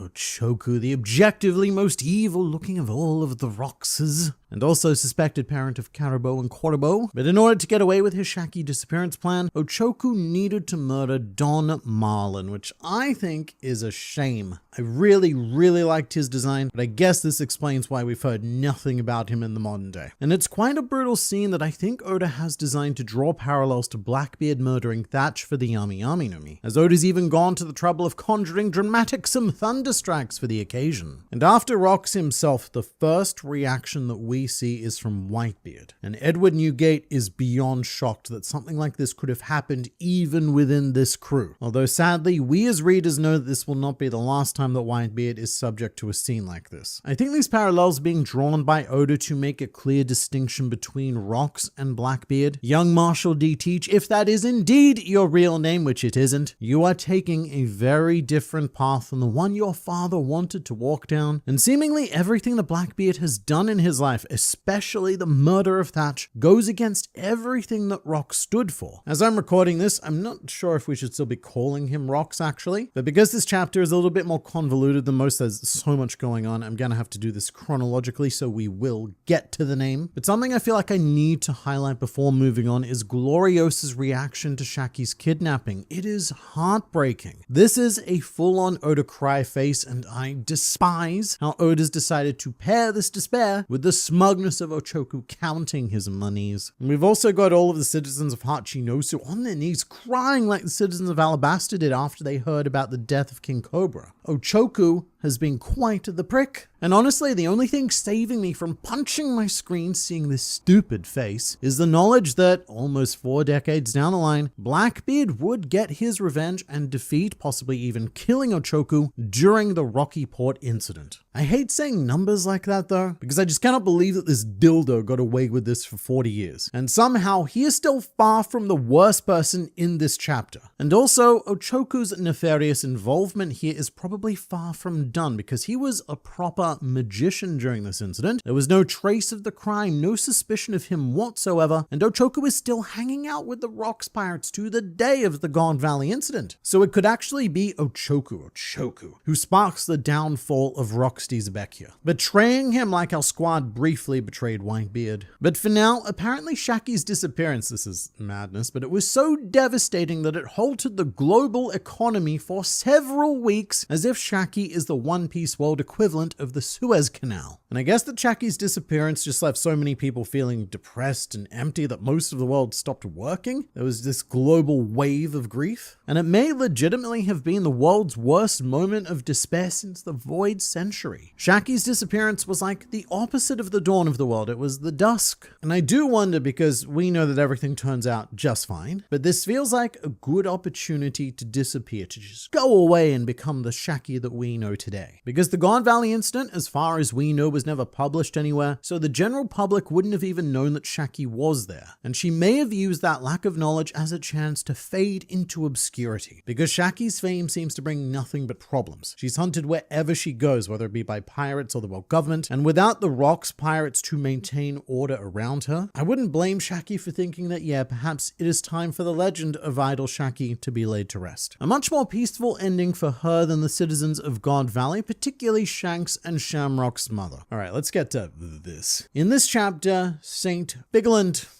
Garling really proved himself as a holy knight by sadistically toying with the mother of his twin children. And Garling, he just fits in so perfectly with the theme of the Holy Knights. On Elbaf right now, their whole deal, mostly represented through Saint Summers, is that the Holy Knights do not understand the concept of love, and they view it as a glaring weakness of humanity. The fact that the Holy Knights do not feel it makes them a superior. So in order to entertain themselves, the Holy Knights like to construct these convoluted games designed to exploit love in brutal, heartbreaking, but therefore hilarious ways. And this is exactly what Garling did as well. I was actually having this discussion with Arta from the Library of Ohara on Twitter, who was convinced that Garling had word I can't say on YouTube Shanks' mother, which I disagreed with, not because it's crossing Garling's moral line, whatever that happens to be if it exists, but more so because such a straightforward and blunt approach would bore him. It is boring. And it's so much more in line for Garling to make this woman believe that she is loved for 2 whole years before betraying her, stabbing her, and abducting her children. We don't see Shanks' mother's face in this chapter, nor do we see Blackbeard's mother's face, actually. And I'm not sure that we ever will see either of them. But Garling saw her face, and my bet is that the expression she was making was one of the deepest betrayal. A kind of pain that I don't think words are sufficient to describe, because forget the fatal stab wound. The pain that hurts by far the most here is the mental anguish of having everything you thought to be and hold as true crumble around you in an instant. And that, to Vigilant Garling, is infinitely more satisfying than just storming in and taking whatever he wants, as more typical world nobles would do. This man, he is on a different level. And I've always known that Garling was going to be one of the most twisted One Piece characters we've ever had to face, just through the nature of his position. Dude is an Elder Star now, so there is a very high standard of humanity that he has to be lacking to get there. But to make everything so much worse, he tells this dying woman who loved him that he already has another, more suitable wife lined up, which turns out to be Shaki, who Garling plans to win as a prize in the native hunting contest. Now, what Garling says here seems to differ between translations, but the general vibe is that he's referring to Shaki as a luxury product that he's ordered from the wife store. He doesn't say wife store, I added that part, but that's what it sounds like. And that would be another great reason for Shaki to disappear after God Valley, because Garling doesn't seem like the kind of man who would settle for second best if he knew that there was something better and more fitting out there. And with that, I must apologize to everyone who proposed the Shaki is Shanks' mother theory,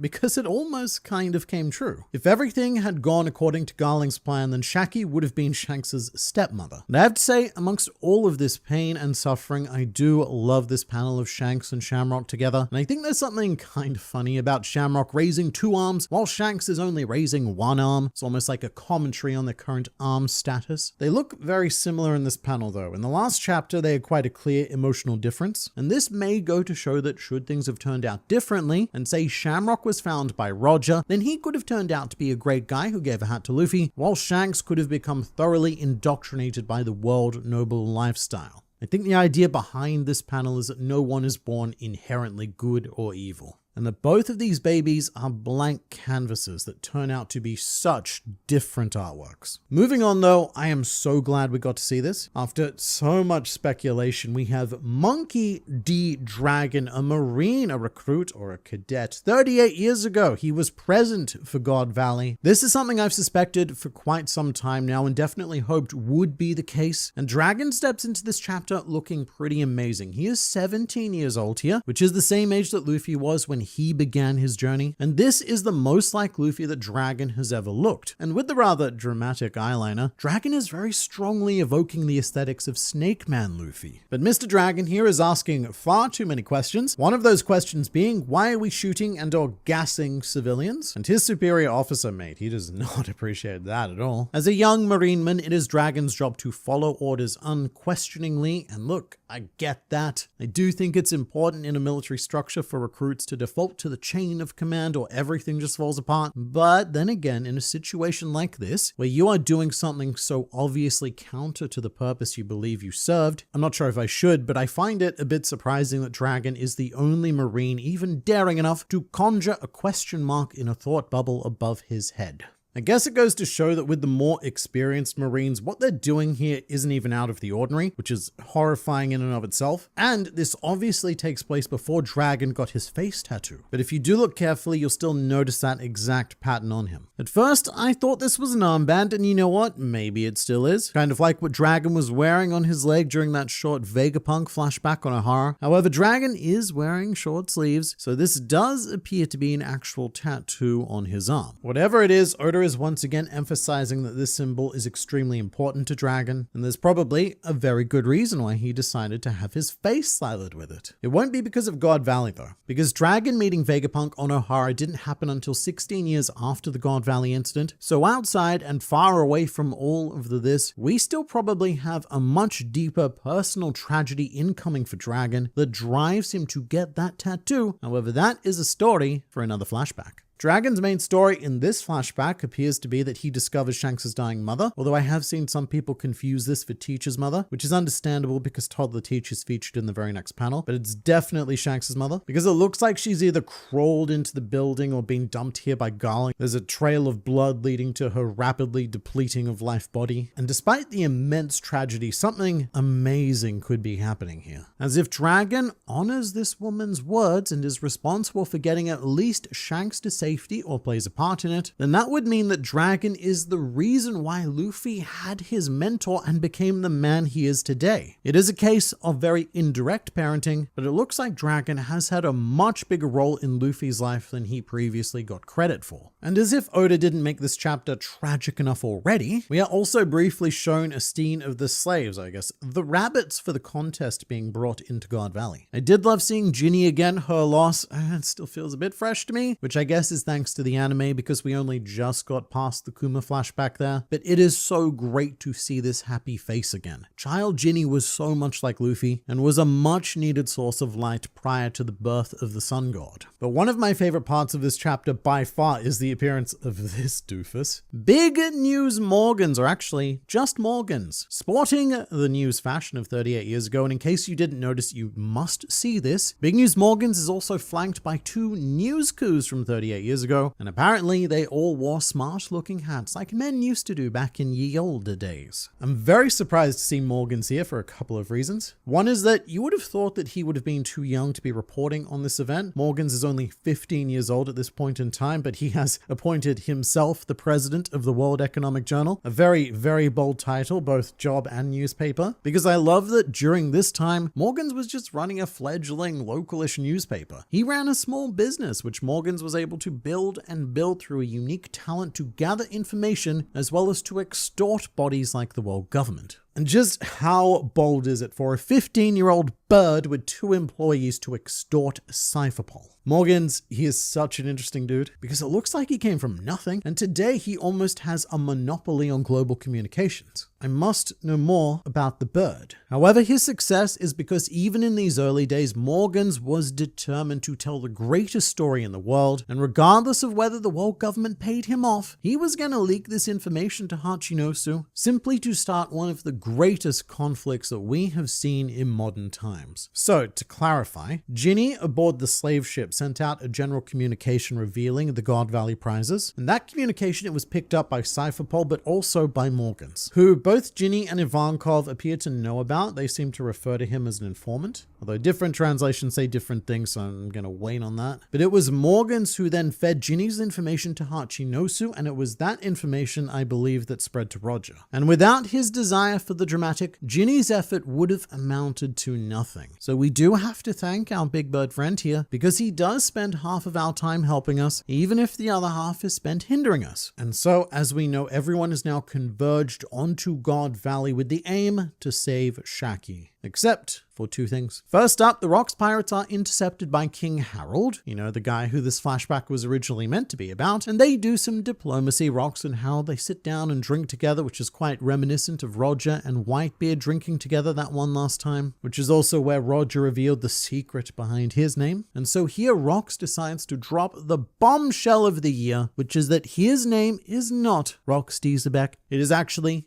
Davy D. Xebec, which I suppose makes Marshall D. Teach actually Davy D. Teach, and they are both direct descendants of Davy Jones. Although it turns out that the narrator lied to us about that name as well, because Davy Jones is actually Davy D. Jones, David Jones, David Jones. My grandmother used to work in one of those, which I guess cans the idea that the D in the Will of D stood for Davy, because then his name would just be Davy Jones. But the Davy clan, they're particularly taboo amongst even those wielding the massive D. The world government are more than happy to entertain monkeys and jaguars in their system, but the name Davy is something so purge-worthy that up until the end of this chapter, nobody even knew that any of them still existed. And Rocks, he has such a devastating line during this conversation, though this really hit me, where he says that it doesn't feel like luck is on his side anymore, and it feels like fate has now taken full control of his life. That makes me very sad, because this is what eventually happens with the Will of D. Luck fuels the D clan members throughout their entire lives until it is time to fulfill their ultimate purpose. Then suddenly luck runs out and fate takes them into the next life in the most poetic of ways possible. And in this case, such poetry is that Rocks' home island, coincidentally, happens to be God Valley, which is where his wife and child are currently being held as super rare rabbits for the hunting contest. And we even see Tiny Teach on the last page of this chapter. And with a childhood like this, mate, it's got to be difficult not to grow up to become the villain. Bartholomew Kuma managed to do it, but no one else is him. So all of the Rocks pirates now think that they are going to God Valley to rescue Shaki, which also that. But Rocks is secretly using this as an excuse so that he can go and save his family, and he knows that this is going to be his last stand. That's the impression I get from his words. And just on that, it is almost certainly Teach and his mother who Garling was speaking about in the previous chapter. The discovery that Emu would be pleased with, not Uranus or anything. As at the end of this chapter, our world noble master of ceremonies announces that they have more super rare rabbits in addition to the Buccaneer Bartholomew Kuma, and after, get this, 800 years, they have uncovered more members of the Davy clan. So the world government haven't officially encountered any Davies since the Void Century ended, meaning that this entire clan was supposedly wiped out. And something I didn't notice at first is that Oda appears to have retconned part of the God Valley incident that we saw in chapter 1096. You may remember that the God Valley native hunting contest rather iconically featured 6 prize chests to be awarded to those who win the most points, with 2 of those chests including Kuma's future devil fruit and Kaido's future devil fruit. Well, imagine my surprise when I was re-examining the chests in this chapter, only to discover that there are now 9 chests, and many of them also have different unique designs, as opposed to the uniform chest design that we saw in Kuma's flashback. Now, I'm not pointing this out to be nitpicky and go, oh, inconsistency, bad storytelling, story man. Not at all. I'm pointing this out because this is exciting. It means that Oda has gone back, thought about this, and decided that 6 chests was not enough for whatever it is that he wants to do, and that we actually needed 9 prizes, with Shaki of course acting as the ultimate 10th prize. And again, we know what 2 of these prizes are, but that means that there are now 7 mystery prizes remaining, all of which have the potential to be something as mind-blowing as Kaido's devil fruit. And I do wonder how many of the fruits in these chests that Big Mom managed to scoop up. When she heard about the prizes in this chapter, her first thought was about feeding them to her kids. So within these chests may be the devil fruits of Charlotte Perospero, Katakuri, Daifuku Oven, and who knows how many more. But I'm looking at this chapter, right, and it is real difficult not to come to the conclusion that Rox was the good guy all along. And with that belief, it becomes even harder to see Roger defeating him here, or for that matter, clashing with Rox at all. Why would he do it? Rox and Roger have essentially a shared interest on this island. They're both here to rescue Shaki, and Rox is also here to rescue some extra someones as well. I don't think that should offend Roger. So just how does this event turn into everybody ganging up on Rox? And I'm starting to feel like it could be that the Rox Pirates do not talk about their time with this crew, not because it was awful and they hated every second of it, but because they treasured it, and the end of this crew was just far too tragic to want to remember. It is a wound that they do not want to reopen, because that's what's happening here. Rox isn't going into this as some supervillain threatening to destroy the planet. He's going in as a concerned father whose luck has run out, and all that's left is for the Will of D to do what Will of D does best, and for Rox to go out with a smile on his face on the island that he was born, just as Roger would go on to do a couple of decades after him. Could this be a chance for us to see Dragon's devil fruit as he eats one and places Shanks in the chest? So this is an idea that I like a lot. In the last video, I was talking about the potential of the 9 God Valley prize chests, and I was thinking that could have contained a ton of future Charlotte family fruits, but one of these fancy fruit boxes could also contain Dragon's currently unknown devil fruit. And things play out just as the commenter said. Dragon, charged with saving the children of this dying mother, discovers a Shanks and needs to get him to safety. And Dragon goes, well, where is safety? Everywhere's under attack. What's this? Chest. But what's this inside the chest? Fictional fruit. And this fictional fruit, it looks quite powersome, and it's about to fall into bad hands because it's being highly sought after as one of the prizes. So Dragon makes a choice to eat the fruit to protect it, then stuff the child into the chest, also to protect it. And this is the origin of Dragon's wind, weather, whatever powers. God Valley is the reason Dragon didn't want to be associated with Luffy as he grew up. He was protecting him. So if there's one thing this chapter does accomplish amongst the other 100 things it did, it was affirming Dragon's philosophy. In chapter 1101, Bartholomew Kuma questioned Dragon about his keen interest in Dawn Island, and Dragon replied, "Keep going if you want to see me killed. Children are a vulnerability for any parent." Which is something that we saw play out on Elbaf when Colin was threatened by Copacabana and then was rather hoisted by Gunko. And it's happening again. The Rox Pirates, they've come to God Valley to save Shaki regardless, but this outcome may have been more favorable to Rox if his family weren't also fatefully involved in this incident. Rox seems to understand that his time is up, but again, it's not because he's just going to God Valley, it is about who he's going for. Rox isn't using the same words or even the same philosophy as Dragon, but he intrinsically understands the position of weakness he's putting himself in, and he is more than happy to do it for the sake of his tiny teach. This might be a bit off, but I'm also curious if Dragon himself could play into this theme. He's young and inexperienced, barely an adult at this point, so could Dragon get held hostage, and could that become a weakness for Garp that Dragon observes during God Valley as well? The fact that he as a child made his parent vulnerable, and could that have led into Dragon's decision to separate Luffy from his life? I mean, just seeing the story of Rox play out, that might be enough. But Dragon's own father is on the island as well, so there's potential to hammer this in further. And you know, when you think about it, Roger really did things the clever way. He waited until he became the Pirate King and solved all of the mysteries of the planet before he had a child. And in fact, Roger also purposely removed himself from the world before his child could be born, and therefore Roger never had such a vulnerability. Man on the World Wide Web, it looks like Harold let Rox sink his ship when asking his crew to stand down. I think he understood that the bad guys aren't the Rox Pirates, but the government. However, a government ship was surveilling. So that's not confirmed, but I think it's pretty heavily implied. Harold appears to have done nothing, and yes, he ordered his men not to engage. And part of me feels like this is a bit of a shame because all of the Rocks pirates versus a Harold would have been something pretty amazing to see, or even a real full-on Harold versus Rocks slogfest. But also Harold, oh my god, Harold, he is in such a difficult position. How could he stop Rocks here knowing that it would mean dooming Rocks' innocent family on God Valley? So I do think that Harold did what he could to put on a fun show that allowed Rocks to get away as quickly as possible to save said family, but there is no way, surely there's going to be no way that the world government are convinced by it. And even if they are, Harold now isn't going to live up to the end of his bargain by killing Rocks. That's the deal they made. So the world government, they'll pull something like, well, Rocks technically died on God Valley, but not to you. So Elbaf doesn't get to become one of us. And they might make it so that Harold has to prove himself in another way, another horn-rippingly frustrating way. Or perhaps 5 years of naked dancing would do the trick.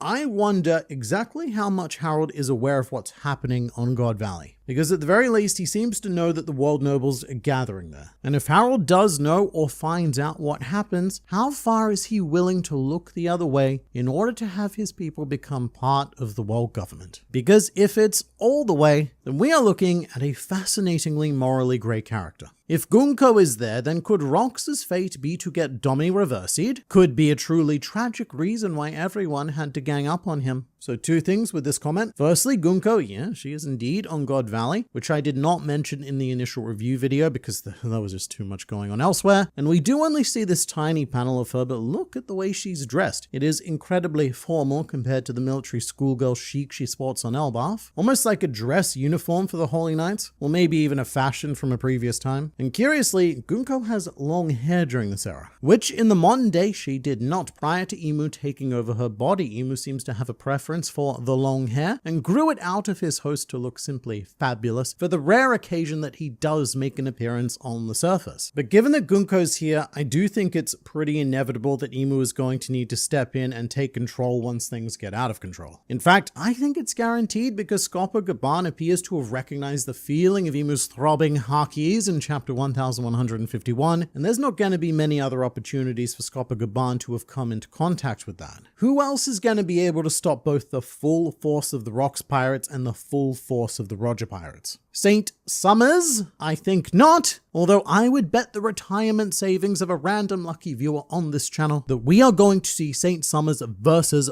Gaban and find out why Summers shat himself when he found out that Gaban was on Elbaf. But as for the question of whether or not Rocks is going to get Domi reversied, I would initially oppose the idea, just because if someone like Rocks can be converted, then it means that the ability cannot be stopped by anyone. However, after getting over that, I would also support the idea because one, seeing a demon Rocks would just be insanely cool, and sometimes that is reason enough to want something, especially in a shonen manga. But also, I could see Rocks taking it on as a gambit, allowing himself to be controlled, and possibly even being able to take control of the demon form through sheer will himself, unlike anyone else we've seen so far. And after repelling some holy knights and seeing his family escape, maybe Rocks does ultimately lose himself, and it's up to the Roger and the Garp to bring a tragic end to the life of one Davy D. Xebec. Also, when you go back and reread One Piece a few times, you start to notice certain things. And one is that Oda loves this, to mirror the past with the present in any given arc. And there's a myriad of ways that he does this, but one very common one is mirroring the big threat device. Think stuff like the Buster Call, which was in Robin's flashback, and also became the call to destruction during Enisobi, or the birdcage being featured in Law's flashback, and then subsequently being used as the big threat of Dressrosa. So it definitely wouldn't surprise me if Domi Reversi does play a big part in the God Valley events, something to establish just how much of a threat it is to be dealing with it in the modern day. Curveball idea, Shanks/Shamrock's mom was also of the Davy clan. That is how Garling found out, which makes both of the children not only Davy, but also D. You see, you say that's a curveball idea, but I don't know if this pitch actually needs a whole lot of curve. Because Garling, he found out from someone, and Blackbeard, I don't think existed at the time. And I also feel like his mother would have been very unlikely to reveal her deepest, darkest secret to Garling. However, the woman who fell in love with Garling, she would be an open book. This poor woman poured her poor heart out to Garling, exposing all of her secrets in the name of love and trust. And it may also explain the mystery of Shanks' tears in chapter 968. When Roger returned from Laugh Tale, he told Shanks a thing that made him burst into tears. And that thing could be the truth of what happened to the Davy clan, something that now may or may not have to do with Shanks' lineage. But then again, if Shanks and Shamrock were from the Davy clan, I'm not sure why they would have been allowed to survive, even if Garling was part of their creation. But there is potential, and either way, to maybe clear one thing up, I'm seeing a lot of mind-blown individuals that cannot believe that Shanks and Blackbeard were born on the same island. And that's a very healthy reaction because I don't think they were. According to the Viviacard data book, Blackbeard was born in the Grand Line and God Valley, it is in West Blue. We even have a specific location for Blackbeard. He comes from a place called Shade Port. So Rocks must have met Mrs. Rocks on his journey, had a baby, Mrs. Rocks, not Rocks, and then Rocks deemed that the safest place to keep Tiny Teach was at Rocks' home of God Valley. Because nothing bad ever happens on God Valley. That was the saying up until 38 years ago anyway. It is not only the Rocks pirates who never talk about God Valley. According to Sengoku, Garp also never talks about it. I wonder if Garp feels ashamed for taking Rocks down. As he should, because what did he accomplish here? The killing of a loving father and the defending of the world nobles committing a genocide. And with that in mind, if I was Garp, I would probably feel a bit bitter about my title, the Hero of the Marines, which was given to Garp as a direct result of this event. Because right now, it doesn't look like there's a whole lot of heroing to be done. I could be wrong because so far nothing that we knew about God Valley that other people had stated has turned out to be true. So we'll find out soon enough. But a small note that I really do like about Garp in this chapter though is the consistency with chapter 1096. Oda redrew the same moment when Garp finds out that Roger's heading to God Valley, and some of you may even think that it's the exact same imagery used for this chapter, which would be efficient, but Eiichiro Oda, he doesn't do that. Even if he wants to show the exact same image again, he will always redraw it. Loki was actually looking up to the right person as his idol, which makes it even more sad from his narrative. That is a great point. When this flashback started, we, or at least I, was seeing Loki's admiration of Rocks as a crimson red flag. But now Loki admiring Rocks almost makes him more likely to bond with Luffy, because Loki could start to see a lot of similarities between Rocks and Luffy. And if Loki does continue this, if he follows in the footsteps of Rocks, that is actually a good thing. Getting him some of that sweet, sweet inherited will and becoming a much better avatar of the Davy clan than Rocks' biological son Blackbeard, who I am much more convinced with all of the evidence that we have and tragic childhood that he may have had, that he is much more of a bad dude than his dad. Shaki was kidnapped and did not show for a year. What did they do to her during that time? Did Ochoku have his fun as well? What if Shaki is Karabo's mother?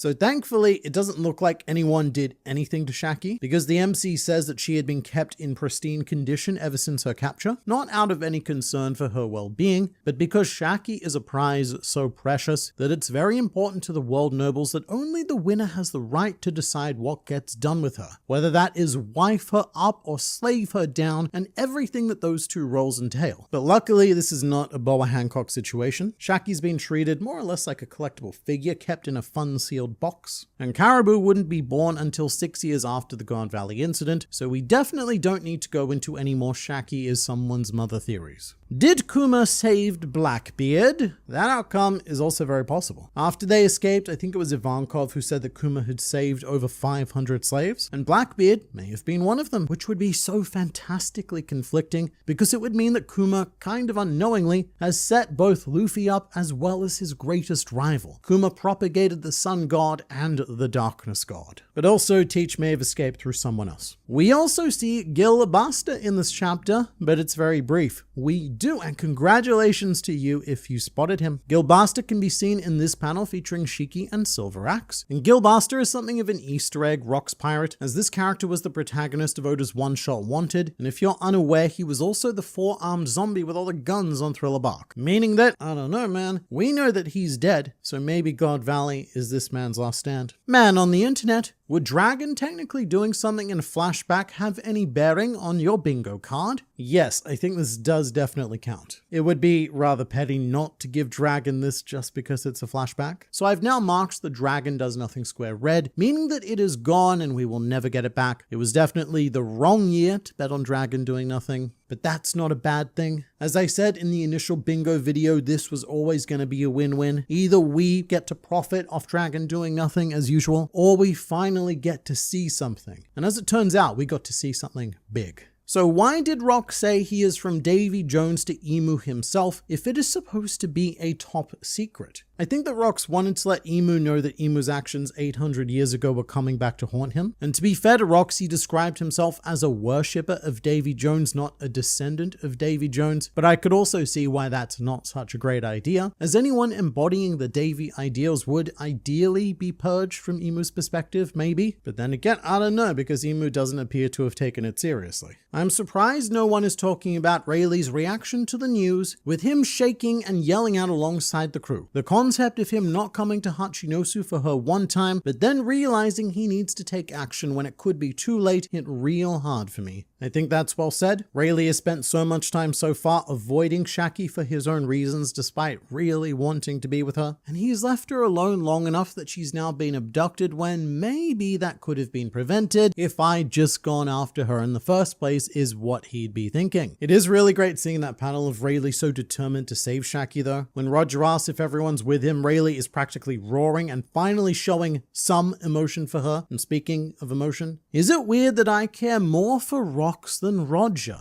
I don't think it's weird at all, because this is now Rox's flashback, so we're supposed to care for him the most. And this is actually a credit to Oda's writing, but Roger has felt like a secondary character all throughout this flashback, which is a very difficult thing to pull off, as the former Pirate King is a larger-than-life presence that has loomed so powerfully all throughout the series, but Oda's been able to create a character who has commandeered Roger's focus, and appropriately so as well, because this is the era of Rox, the era before Roger truly stepped into prominence. But also we should ask this question again once we actually have a flashback focusing on Roger. I can't imagine that it would be any less hard-hitting than this. Did anyone else notice the bag page 1 is carrying? Looks like there's a slightly different apple in there. So this comment is referring to the cover story, and the fruit in the bag that page 1 is carrying on page 1 of the chapter does look somewhat suspicious. We've got Ulti and Yamato eating apples happily, but this fruit here, it does look like a smile fruit. I can't think of any other reason why it would be given that texture, unless it was an actual devil fruit, but the rest of the apples on this cover page, they're just flat black. So maybe Ulti and Yamato should be a little bit more careful here. But now that Yamato's done in Ringo, we are all heading back to the Flower Capital, which will mark the end of Only Child Yamato's Golden Harvest Surrogate Pilgrimage. This is the 41st installment, and I can't imagine this cover story running too much longer.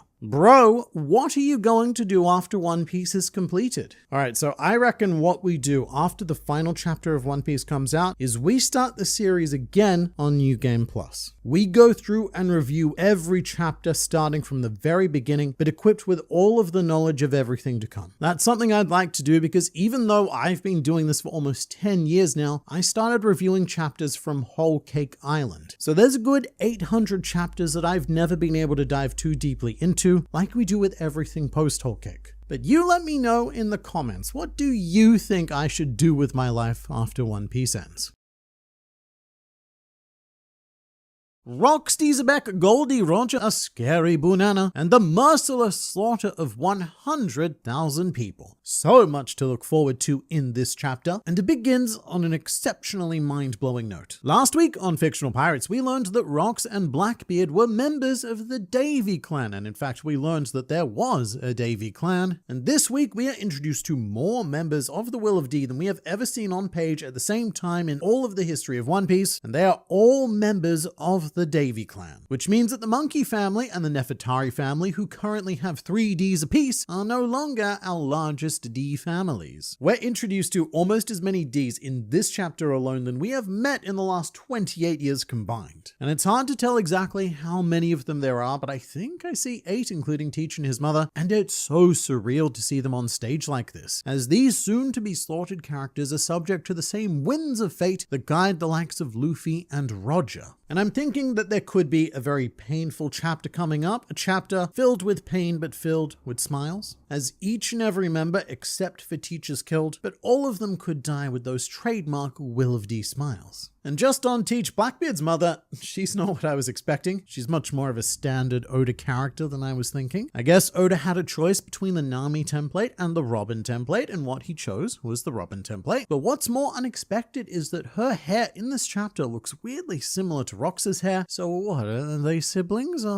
Because none of the other Davies seem to have this hair. And so I laughed to myself about incest for a bit before I had a pretty horrific thought, which is, what if the world nobles found out that she was Rox's wife and they gave her this hair for their amusement? Because she does look pretty bloodied and beaten. She certainly hasn't been kept in the pristine condition that Shaki was. I'm not sure though, because if the world nobles did know about this Rox connection, then they may have anticipated his invasion, but they do seem to have been caught off guard. So I suppose Blackbeard's mother's hair is just naturally like Rox's hair, and at the point of functional distinction, maybe you just don't have a lot of diversity of mates to choose from. But after seeing Blackbeard's mother, you would not be blamed for expecting to see Shanks's mother as well. But we don't. Well, we do. We see her from behind and we see her hand on the ground after she dies. And I think that Oda has chosen to do this to reflect the experience of the respective children. Shanks, he's still a baby at this point, and so he would have no memories of his mother. So this event gives us a semi-POV experience from Shanks, who may have only ever heard of his mother but never seen her. Meanwhile, Blackbeard was old enough to remember his mother during the God Valley incident, which is why we do get to see her very Nico Robin-esque face. It's a sickeningly good decision because it gives you 2 different flavors of the same tragedy, the known mother and the unknown mother. All we know about Shanks' mother is that she had red hair, and that may be why Shanks decided to name his crew the Red Hair Pirates, to proudly carry on what little he could of her. Weirdly enough though, the revelation of Blackbeard's mother isn't even the most eye-catching part of that page. That award belongs to this member of the Davy clan showcased in the bottom right, because this dude is flat out wearing a straw hat, and look at the size of the guy. He is massive. And what I immediately thought of was that huge straw hat that Emu has stored in Marijois. There's lots of speculation that that hat belonged to Joy Boy, but we have since learned that Joy Boy was a regular-sized human, or at least that's how he appears in silhouette. But if Emu does end up on Elbaf via Gunko, then he may see this straw hat, recognize its symbology, and take it from the future corpse of this currently living man as a trophy. Or just to make sure that this straw hat doesn't get passed down, an attempt to eradicate one thread within the Will of D. As in, there could have been multiple straw hats passed down from the Void Century, and it's been Emu's desire to eradicate each and every one of them because they contain this willsome power. But I also say this because there is quite a popular theory that Emu took a trophy from Rox as well. In chapter 908, where we first see Emu, and I guess where we first see Gunko in retrospect, that's fun. But there is a sword between the 2 of them in the center of the Chamber of Flowers. A sword that is rather rudely skewering the face of Shirahoshi after having chopped up both Luffy and Blackbeard's bounties. And I've been seeing several people speculate that this is Rox's sword. And I think that's a fairly strong idea, as in chapter 1155, we see Emu and Gunko standing in the exact same spot about half a century ago, and there is no sword present at this time. So upon Rox's defeat, Emu may have taken it for the same reason that he ended up with that giant straw hat. And just for some clarification, when the spoilers for this chapter were leaked on the internet, the leakers stated as a fact that the Davy clan members are buccaneers, seemingly confirming Blackbeard as a buccaneer, which had people going insane in good and bad ways. But this is why you need to be very careful with leaks, and honestly why you should try to avoid them at all costs, because that turned out to be blatantly false. It's just a random world noble in the crowd accusing the Davy clan of being buccaneers. And hey, you know what? Maybe the two big dudes are. The guy in the straw hat especially does look like he could be a buccaneer, but this wasn't anything close to Blackbeard being a buccaneer, and I just thought I'd put that out there because I know that there are people who watch these videos and for whatever reason don't read the chapters. They just follow spoilers on Twitter and Reddit. So if that sounds like you, then this clarification was just for you. But mates, this chapter, it is pretty rough. There's some incredible hype in the second half of the chapter with the Rogers, the Roxas, the Dragons, and the Garps, and I guess what are now known officially as the Knights of God. But mate, I feel like we need to climb over such a high mountain of bodies to get there. In addition to recounting the events of God Valley, this chapter had the very difficult mission of portraying the birth of the revolutionary dragon. We spend quite a bit of this chapter in his perspective, and for this to work, Odin needed to draw a series of events so thoroughly disgusting that it radicalizes us as readers into Dragon's cause. And One Piece has done some pretty putrid stuff in the past. Spandam, for example, is often cited as one of the most hated characters in the series due to the sheer and unnecessary brutality that he inflicted on Robin. But what happens in this chapter almost makes those scenes look comical by comparison. And I think the part that stands out most to me is where Saint Summers is kicking a child down from a tree with the child screaming for his father as he falls, and the whole time Summers has this look on his face like he's at an amusement park. This is such a magnificent day out for him. What fun! But this right here, this is very classic Saint Summers. The father of the child is running and ready to sacrifice himself because actually I didn't even mention the most fun part here. Summers has conjured thorns at the bottom of this tree to cushion the child's fall. How very considerate of him. So Summers is kicking the child down in the hopes that the father will throw himself on the spikes to save his child, which I believe he does. And this is the Saint Summers philosophy of love that he's currently displaying on Elbaf, wrapping the kids up in spikes so that he can relish the moments when the parents rip themselves apart trying to save their children that they love. Look, I don't know how Summers is going to be beaten on Elbaf, but whatever happens, it probably isn't going to be enough. There's also another part of the chapter that shocked me a bit more than any world noble behavior, which was a quick shot of the Marines on God Valley discussing how lucky Garling is to have or to be about to have a wife as beautiful as Shaki. If these were world nobles, I'd get it. She's the top prize in this contest after all. Every world noble wants her for their own personal reasons, but these are not world nobles. These are Marines. They are regular human people, and let's be generous and say they do not know about the native hunting contest right now, which I do believe. I think that some of the higher ranking Marine officers are aware of what's happening, and they're keeping that as hidden as possible from the enlisted men. So let's say they don't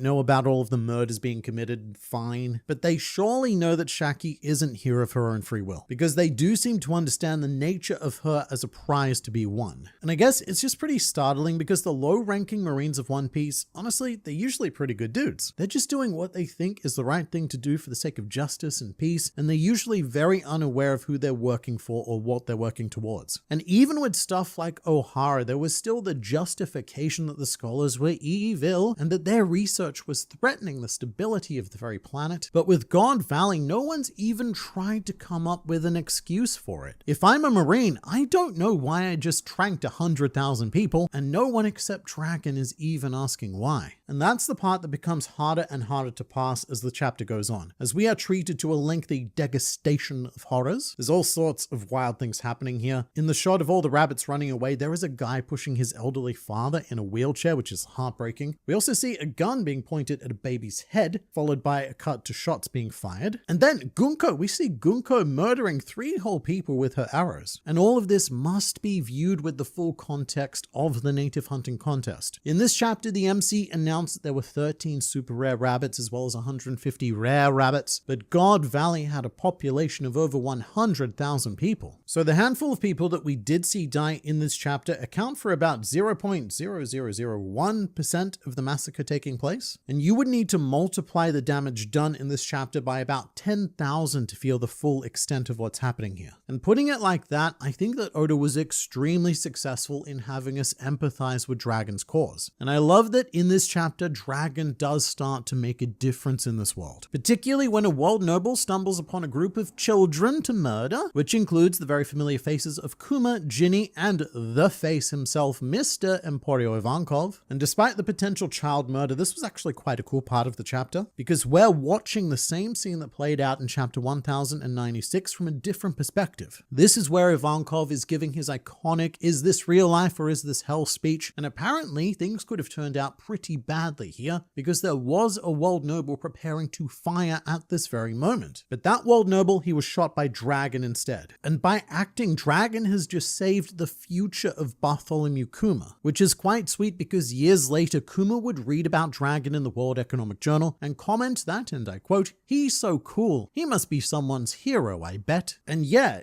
he is. It turns out that Dragon was Kuma's hero without Kuma even knowing, which is a very much needed source of hope in this very blood-soaked chapter. Because Dragon is implementing change. He is doing what he believes is right, and he doesn't even know it. But by shooting this world noble with a tranquilizer gun, he has just saved his own son several times over, as Kuma and Ivankov are two of Luffy's most essential allies. Dragon is changing history, or he's changing the future, which to us is history because it happened 2 years ago. Or well, it happened to them 2 years ago, in world that is. To us, in the real world, Sabadi impelled down in Marineford happened about 18 years ago. But this is such a powerful scene because Oda is showing the impact that one man can have on the future, and emphasizing that even when you feel powerless and the situation seems completely hopeless, you can still make a big difference. That difference may not feel immediate, but it has snowball effects that build over time. And I don't know if it's too early to do this, but I'm of the mind that Garp's hero title should be revoked and given to Dragon instead. I don't know, we'll see if Garp goes on to earn it, but right now, Dragon is the only hero that I'm seeing on God Valley. And I'd also be a fool not to mention Dragon's parallel to Luffy here, or actually vice versa. Dragon is 17 years old when he made this decision to harm a world noble, and to commit what is legally the worst crime one can commit in this world, and 17 happened to be the exact same age that Luffy was when he made the same decision by punching St. Charles. Compare confis, as the French may or may not say. But I look at all of this Dragon stuff and it just has me thinking, Dragon these days, he is such a hardened man. In this chapter, he's incredibly emotional. But in the modern day, it's like he's not even capable of expressing emotion. The closest I can really recall was Luffy's flashback when Sabo said that he was ashamed to have been born as an aristocrat, and Dragon discovered yet a new low that the nobles of this world could reach. To think that their depravity could have this effect on a child of their own. Other than that though, he's probably so neutral because he's just seen too much. God Valley is the first of many horrific events that Dragon would witness, and after a point, I have to imagine that it just stops being shocking. And at the same time, Dragon has also seen so much by the modern day of One Piece that it has to be next to impossible to feel emotions like a regular human being ever again. But in a statement I never thought I'd make, our heroes may be the Rocks Pirates and arrive on God Valley in an amazing 2-page spread, which I believe takes place just before the group shot of them that we saw in chapter 1096. Rocks even has the same line of dialogue as he jumps off the ship. We didn't actually see Rocks in the previous flashback, but we did hear him say this line. And after seeing everything that happened in the first half of this chapter, I'm amazingly relieved. Relieved to see some of the greatest antagonists this series has ever known, characters that I have hated at times. Because at the very least, what I want most right now is to unleash these guys on the world nobles. And they're all still discussing Shaki, but it is noted that Ochoku chose to stay behind on Hachinosu, probably a wise decision for him, and his ultimate control of Hachinosu now makes a lot more sense, as when the Rocks Pirates are shortly defeated and disbanded, he would be the natural person to inherit the island as the last remaining representative of the Rocks Pirates. I really love how this played out though, as Oda has meticulously crafted these pieces to fit together so perfectly, because it is the arrival of the Rocks Pirates that gives Dragon the much needed opportunity he needs to abscond with baby Shanks and baby Shamrock, who as always look ridiculously adorable. And I'm quite surprised that Dragon managed to get both of them, and also slightly afraid of what that means about what's to come in the next chapter, because I imagine that this will lead to some sort of showdown with Garling, who doesn't want his children stolen, which does make me fear for Dragon, because we are so early on in his life that there is no way he has the strength to stand up to Garling. And just a note on Shamrock, I wonder if in the modern day, Dragon feels some sense of personal responsibility for Shamrock. Does Dragon blame himself for Shamrock growing up to become the man he is because he failed to save him? I don't know, we'll have to see how things actually play out. Rocks gave Dragon the opportunity to grab the babies, but it is Roger's arrival that ultimately allows Dragon to save Shanks. The Roger pirates are a brief yet fantastic part of this chapter, and you can tell that this flashback is Rock-centric because the Rocks pirates, they get 2 whole pages, whilst the Roger pirates only have 1, and it definitely makes Roger's crew look much less narratively relevant. I love that Roger gave his speech about Shaki only to then be trampled by his entire crew who are more fired up than he is. It's a small moment of comedy, but something that a chapter like this very much needs, that bit of breathing space. Because One Piece is never 100% drama, action, or comedy, it's always a mixture. The ratio of each changes chapter by chapter, but the elements never disappear entirely. It's also great to see Roger getting trampled because it's a very Luffy-like thing to happen to him. I could see this exact scenario playing out with the Straw Hats if, say, Vivi were being held captive. Luffy would make some dramatic speech about saving her, only for everyone else to have already taken off to do it. And it's always nice when Oda isn't too precious with his characters, especially the more legendary figures, and stuff like this for me adds a lot of depth to Roger, just showing how much fun his crew was to be a part of, and how they were very much the Straw Hats of their day. But we do still have 2 more groups to mobilize, and ever since these guys were introduced, there's been a mild argument in the online fan base about whether to call them the Holy Knights, which is the official translation, or the God's Knights, which is what the fan translations went with, and it turns out it is neither, with Oda giving the official English name as the Knights of God, which I will admit is a bit clunkier than either of the other 2, but I guess it is what it is. And we have a pretty fantastic group shot of them, but before we get into the members we can see, I should note that I was expecting to see a slightly bigger group, and that's due to the fact that 2 of the Knights of God featured in chapter 1096 appear to be missing. In Kuma's flashback, we also saw a dude with a gas mask and a woman, maybe boy, with an Elizabethan ruff, neither of whom are in this chapter, but I imagine that they're elsewhere on the island. But the group that we do see obviously includes the familiar and detestable faces of Figland Garling and St. Summers, but also we have our girl in the puffy hat. I'd say she was unnamed, but that's only half true. We know that she is a member of the Manmare family, but we also have a better look at the other lady we saw in chapter 1096, as well as the deer head skull guy from that same chapter. All 3 of those characters, they're going to remain enigmas for now, but probably the most interesting part of this group shot is a new addition, a huge horned woman who looks a lot like Saint Gillingham, and I would probably bet on this being Gillingham's mother. And other than her, we also have this here big boy who could be just about anything. He's got oni horns, but more of a fishman-like mouth. In fact, his face in general reminds me a lot of Tom. The Knights of God are definitely much more diverse than I thought they'd be, especially with 2 of them having horns, 3 if you count the dude with the deer skull. And these members are probably not traditional world nobles and were likely recruited into the Knights of God in the same way that Shamrock and Goko tried to recruit Loki, offering him that elevation of status in exchange for his service. But the last part of this chapter is definitely my favorite, as Garp has been a pretty integral element that's gotten a bit lost in this Loki, Harold, Rock, Shaki, Dragon flashback. But he arrives onto God Valley in superb style, and what I love most about his entrance isn't even the glorious shot of him on the last page, it is the reaction of Roger and Rocks as they discover that Mr. Garp has arrived. The sheer amount of aura Garp gains by making these 2 men stop what they're doing to take serious note of his presence is incalculable. And just think about it this way, the entirety of the Rocks pirates show up, then the entirety of the Roger pirates show up, and then Garp turns up, and he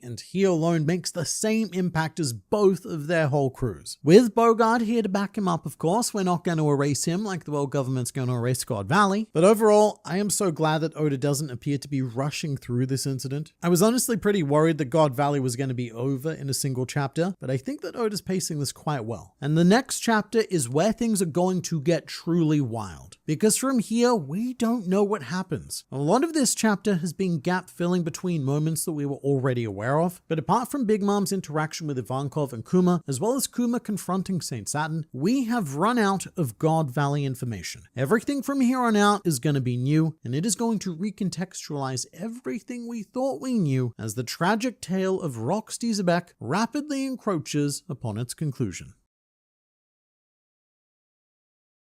I wouldn't be surprised if Dragon is considered the world's worst criminal by the world government solely because of what he did at God Valley. The rhetoric that's being put on him probably has nothing to do with leading the Revolutionary Army. His actions at God Valley were just that blasphemous. So there's a very good chance of that, because I was recently reminded of something that Kuma said in his flashback. There's one page of the incident at the human auction house that we see from Kuma's perspective, and it turns out that he saw Luffy punch St. Charles, and Kuma said to himself, "Look, Straw Hat, that's an act of high treason, the likes of which none have accomplished in many centuries." Which is simply not true, because we saw Dragon commit a similar act in this chapter, but of course Kuma likely doesn't know that. Dragon says so little about himself that I doubt Kuma even knew that Dragon was on God Valley. But an assault against a world noble is apparently a crime that hasn't been committed in centuries, and so it would be a pretty massive deal and could easily give Dragon the status of world's worst criminal before he even has the power to back that up. And from the perspective of the world nobles, how could you get worse than what it is Dragon did? Attacking a god is blasphemy of the highest order. And I do love this idea because it goes hand in fist with Garp. After God Valley, he became known as the world's greatest hero, and his son may have become known as the world's greatest villain. Free the slaves? Not on my watch. Garp. Probably.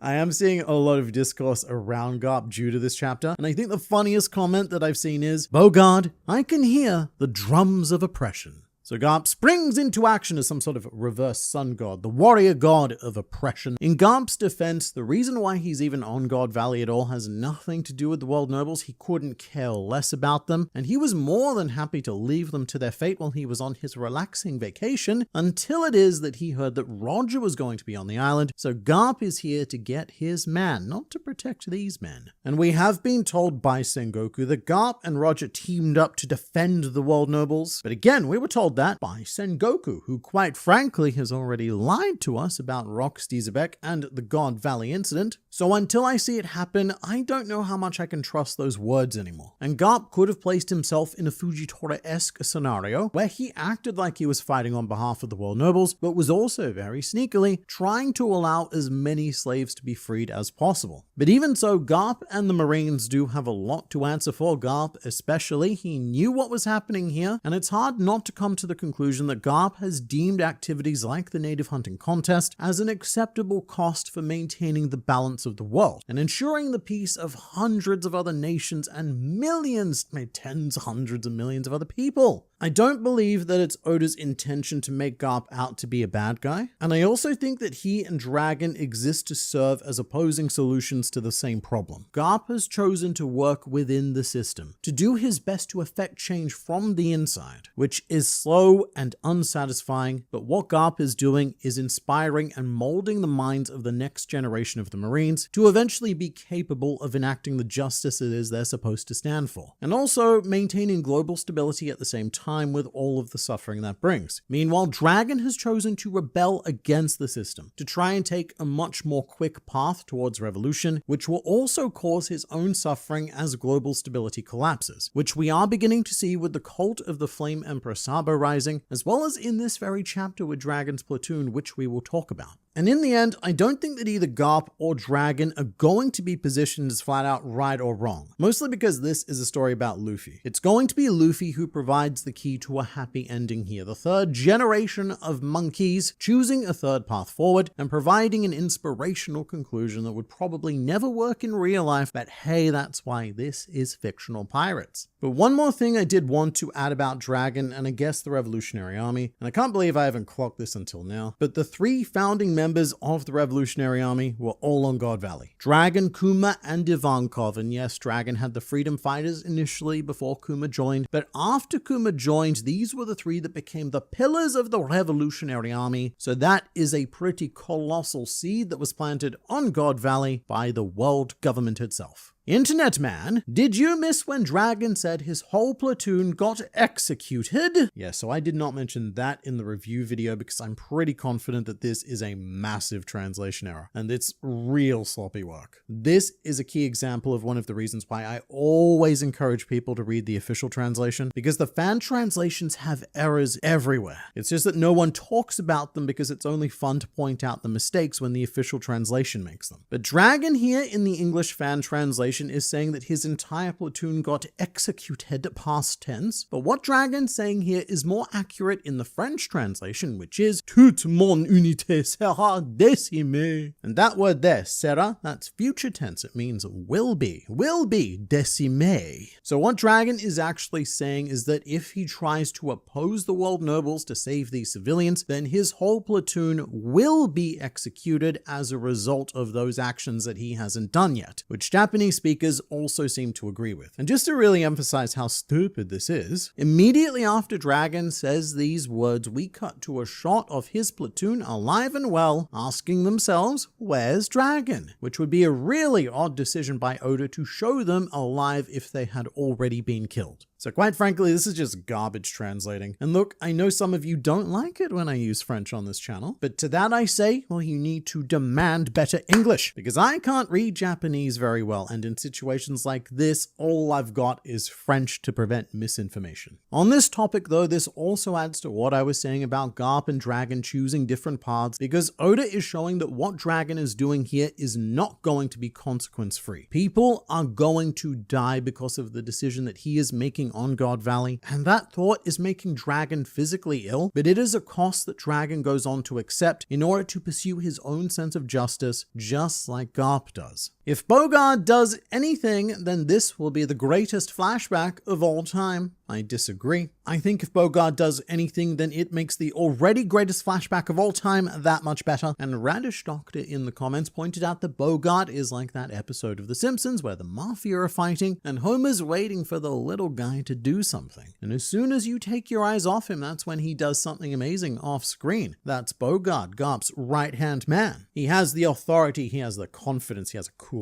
hat, and he has the power to act. But thus far in this series, all Bogard has done is Aura Farm. And I'm very much here for it. I'm a big fan of not needing to answer every question an author asks, and sometimes there is something nicer about lingering mysteries left to the imagination to sculpt an answer, which is why I don't mind off-screening stuff like Kuzan versus Sakazuki, because I'm not sure that Oda could do a fight that legendary more justice than how we collectively imagine it to be. So I would be happy for Bogard to remain a mystery, but I'm equally as happy for him to show us how he earns his money. It might turn out the reason Blackbeard doesn't sleep is not that he can't, but whenever he sleeps, he is tormented by nightmares reliving these days and chooses to stay awake. It really could be as simple and as tragic as that. And reading this chapter does give us a lot more insight into that image that Oda drew of Blackbeard as a child crying under the crescent moon, especially if the will of D does have something to do with the moon, like the popular theory that the D, it's not actually a letter, but instead it is a half moon symbol. Imagine that, every night out pops the D, and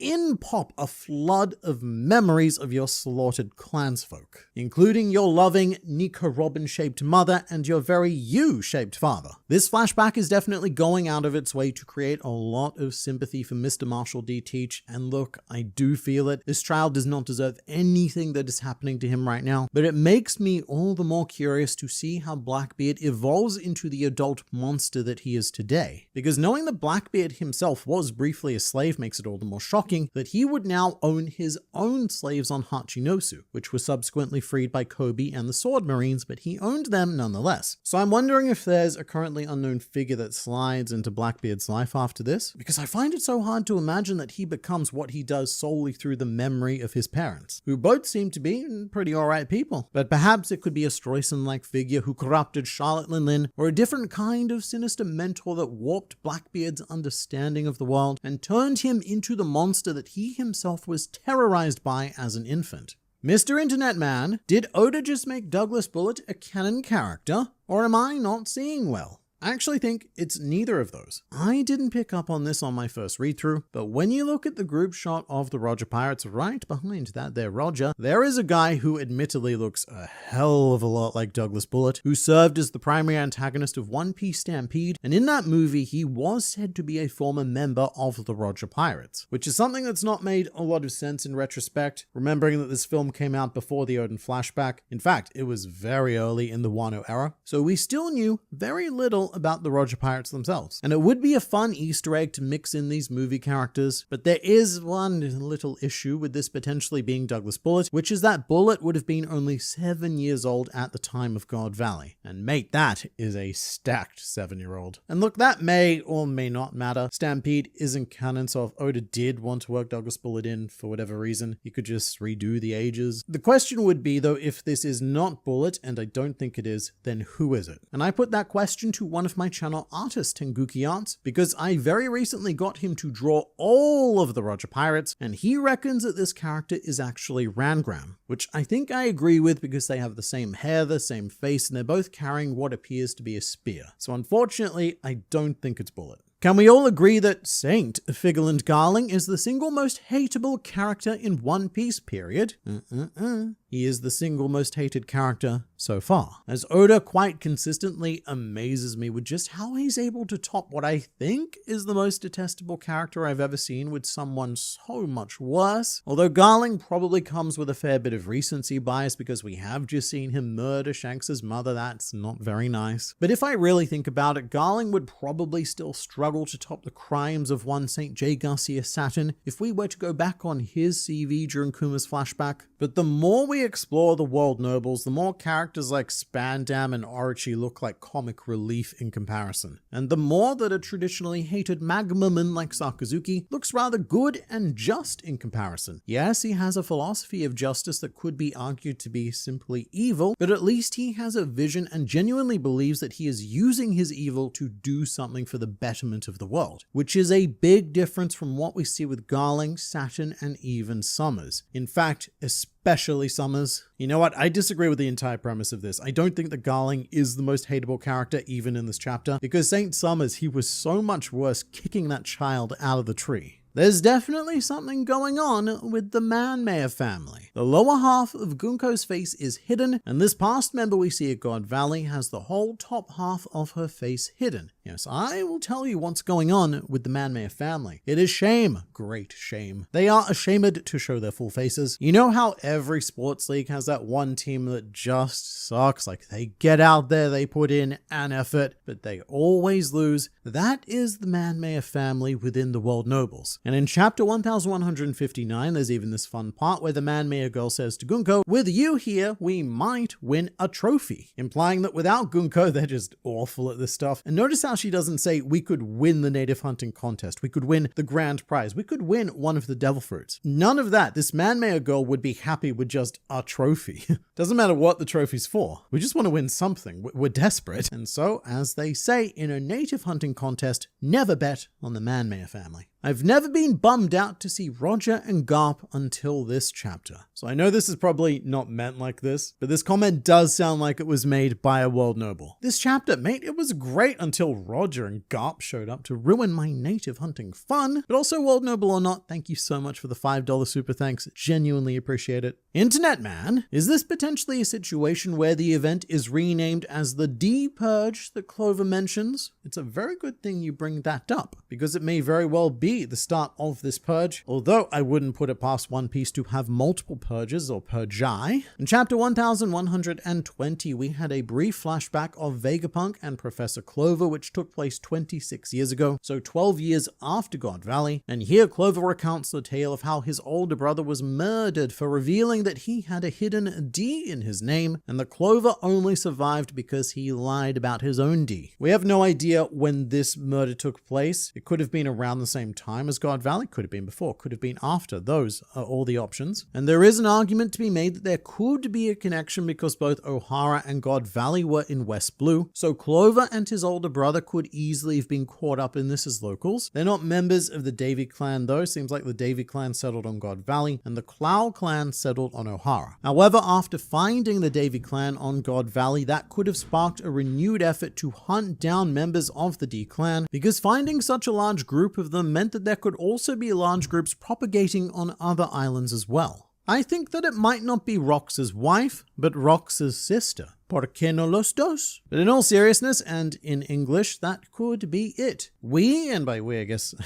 mostly mean me, have been assuming that this is Rox's wife and Blackbeard's mother, and that's because Rox mentioned having a wife and a child, but he did not mention having a sister. However, if Rox's wife wasn't a D, then she could have been turned into a regular rabbit or even disposed of by now, leaving Teach to be taken care of by his aunt. That could be the case. And I guess until we see Teach yell for his mother or aunt as she is inevitably slaughtered in front of his innocent eyes, we won't know for sure. What is the genocide count of this goofy little pirate comic? Amazing question. Let's all count together, shall we? God Valley, Ohara, Flavonce, Lucia, the Lunarians, the Buccaneers, the Kurozumi clan on Wano. And I don't know if the killing of all the pregnant women in South Blue to stop Ace being born technically counts. If so, 8, if not 7. And you know what? I'm probably forgetting some as well. So the answer is lots. It is lots. Gunko now no longer has clean hands, as she is shown causing on-screen deaths. That might be a mark against the turncoat theories. That is true. One of my arguments in favor of Gunko flipping was that she hadn't crossed that moral line. I mean, yeah, she was leading children to their deaths, but they haven't died yet, so the boundary, it remains intact. After this chapter, though, we have seen Gunko murder 3 people, and it's implied that she killed a lot more that we didn't see, but what may save Gunko here is the fact that she has almost certainly had her memories wiped, and we began to see those memories return by recognizing Brook. And she could be used as a character to explore this Shanks and Shamrock dynamic, the difference of being raised by a loving family versus being raised by whatever monsters the world nobles are, except that that difference is being explored within a single person. Initially, Gunko grows up with fantastic parents and is shaping up to be a wonderful young lady, but then she gets abducted, her memory wiped, and becomes a blank slate to be indoctrinated by the world nobles. It's the Bucky Barnes defense. Yes, I killed Iron Man's parents, but I wasn't me at the time, I was someone else. Or alternatively, the Severance defense, where Gunko is now 2 people, 3 when Emu joins the party and it gets a little bit too crowded, but ultimately I think it's going to be very hard to blame the Gunko that Brook knew for the crimes of the Gunko that we know, because they're different people. And this is also what we explored with Kuma, the hypothesis that a person is the sum of their memories and experiences. And with Kuma's shell, part of him did remain in there to save Bonnie, in the same way that part of Gunko is still in there to recognize Brook. So I do think that Gunko is still on our very standard One Piece path to attractive female redemption, but it's going to be more of a struggle than anyone who came before her, as I highly doubt that Emu is going to willingly part with a person that he's labeled as the Sword of God.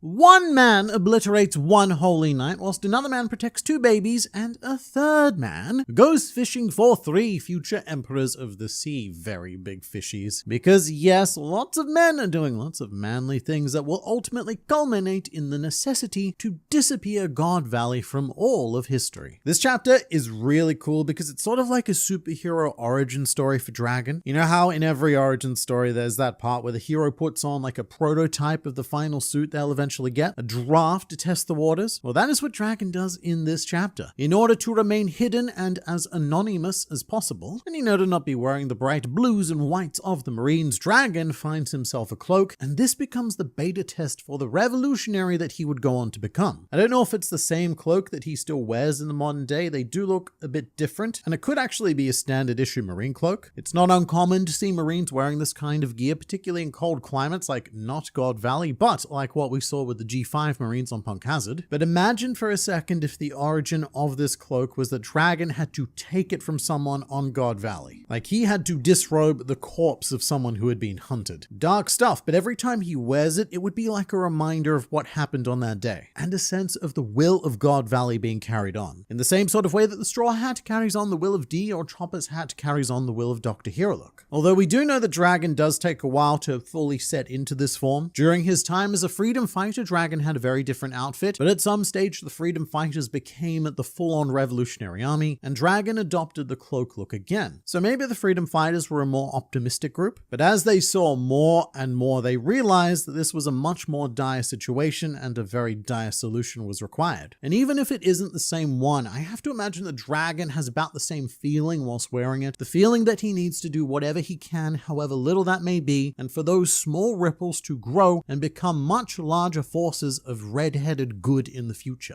But that's for the not now. For now, we've got tragedy, lots and lots of tragedy, and unfortunately, perhaps fortunately in this chapter, Dragon is forced to learn a pretty tough lesson that would go on to serve him all throughout his life. And that lesson is that you can't save everyone, and sometimes you can do frustratingly little, but the little you can do is still worth doing. As Dragon is attacked by one of the holy knights that we introduced in the last chapter, whose name is Saint Mafi. And before we continue all of the things that happened here, I was convinced that she was the mother of Saint Gillingham, but that may not be the case as they do not share family names. Gillingham is from the Rimoshifu family, whilst Mafi appears to come from the Satchel family. Another new family, by the way. And I do love the way that she's smoking whilst holding Shamrock. There's something very crocodile about it, or something very croco-mum about it. Her abilities are a little bit crazy though, as Mafi seems to have originated from the Dragon Ball universe by flat out shooting an energy beam from her mouth. Very Piccolo-esque. However, this isn't unheard of in One Piece, it's just unheard of in canon One Piece. In One Piece, the movie, which released in the year 2000 and featured the Straw Hats before Sanji had even joined the crew, the villain of that film's name was El Dorago, and he had a devil fruit called the Goe-Goe-no-Mi, and all that allowed him to do was create destructive sound waves from his mouth that appeared as energy beams. And I do believe that in One Piece film Red, Howling Gab does something similar. However, the director of that film did state that they had inserted fake attacks for the Red Hair Pirates so that their actual abilities wouldn't be spoiled. So this could be Oda deciding to use El Dorago's fruit or Howling Gab's whatever. And I will say that Mafi's beam is much more refined, much more targeted. And if she appeared in the modern day, I would suspect that she was a cyborg before jumping to Devil Fruit user. But I feel like unless Saint Saturn's been doing his own thing with science and such, God Valley is a bit too early for that kind of technology to be popping up. Regardless, Mafi blows straight the crap through Dragon's arm, causing him to fumble some babies. And like that, we've lost a child, which I guess I assume is Shamrock. I don't actually know how we tell them apart once we start mixing them up, but Dragon is saved in a classic Will of D style by an act of fate. At the very moment that Mafi is about to kill him, an attack from Whitebeard comes conveniently blasting through, causing some very friendly collateral damage. And this is one of my favorite panels of the chapter. This shot of a regular human dragon looking up at Whitebeard and Big Mom as they come storming onto the battlefield. The scale is incredible, and it puts Dragon in a very Luffy-like position. One of the reasons why the One Piece world and its inhabitants are just big by default is because Oda wants to keep Luffy feeling like the underdog. So he generally wants Luffy to be on the smaller end of the spectrum, and he's used the same principle here with Dragon, who in the modern day is much bigger. But what he did here also works because even Saint Mafi is huge, colossal compared to him. And this whole scenario reminds me of a line I love from Jujutsu Kaisen, where a character realizes just how ill-equipped he is to deal with what's happening around him, and he describes the situation as elephants tap dancing on ants. In this situation, Dragon is the ant, desperately trying to survive underneath all of these tap dancing elephants. And while yes, it is painful to lose Shamrock, Dragon demonstrated his special ability here, an ability that was not inherited by Luffy, which is Dragon's sheer pragmatism. He knows that Shamrock is now a lost cause, and Dragon has now put his full effort into saving Shanks, to save this one life to atone for his actions on this island. Again, Dragon has realized that he cannot do much, but what little he can do is still worth risking his life for, as well as the lives of his other platoon mates apparently. But Oda draws baby Shanks pretty hilariously given the situation in this chapter. He's hit his head, he has a big comical lump, and also he's got X's on his eyes, and mate, it is a pretty big bump. And to bring Dragon Ball back into things, I'm hoping that this isn't a Goku kind of situation where hitting his head drastically changed his personality, and that is how Goku became the good-natured person he is today. Without hitting his head, he would have grown up to be a violent alien who tried to take over the world. And so I really do hope that the only difference between Shanks and Shamrocks are the environments in which they were raised.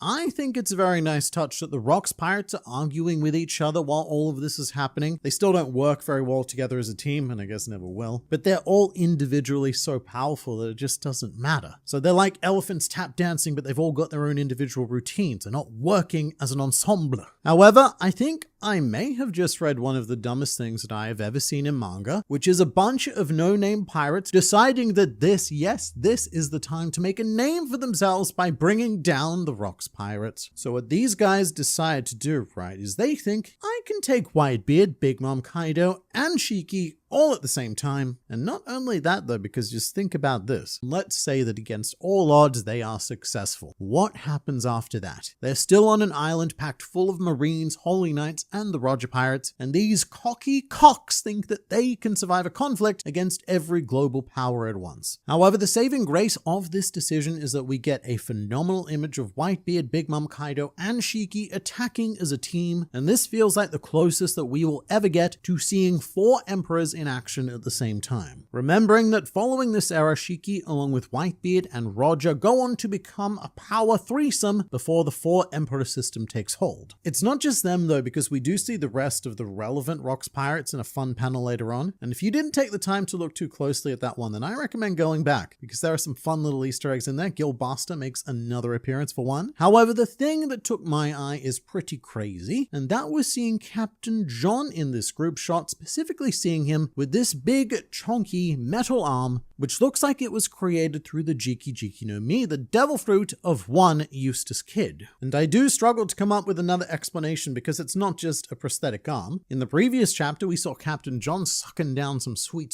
alcohols and proudly displaying 2 fleshy arms. So at this point, I have to assume that Captain John was the previous user of Eustace Kid's devil fruit. But it actually may go much deeper than that, as it has been pointed out that the father of the real-life pirate William Kidd, who inspired the character of Eustace Kid, his father's name just so happened to be Captain John Kidd, who was also a pirate. So the suggestion here is that Captain John is the father of Eustace Kid, and hey, it could be true. Everyone else in the Rocks pirates, they were having babies everywhere, so why not John? I mean, Eustace Kid is only 23 years old, so his birth would have occurred quite some time after God Valley, which we do know that John survives, and he goes on to thrive quite well in the new era. But I'm pretty on board with this idea, and Oda could be using the Rocks pirates to subtly give us a ton of Worst Generation backstory, like how Don Marlin is suspected to have been the father of Capone Gang Beige, which does work in terms of timeline, because Beige is 42 years old, and Don Marlin was killed by that nasty Ochoku 39 years ago. Speaking of nasty Ochoku there, right there is a better reason for all of the randoms to betray the Rocks pirates. If Ochoku was somehow able to influence the masses with some kind of master plan to get their confidence up, something to make sure that the Rocks pirates wouldn't be returning to Hachinosu with Shaki, who would have told them everything that he did if she did come back, and retribution upon Ochoku would have been swift and brutal. And swift and brutal is also how I would describe Garp in this chapter, because mate, oh my god, wow. This is something that I could not have expected in my wildest dreams, because this dude, right? He arrives and he immediately has Whitebeard, Big Mom, and Kaido running away.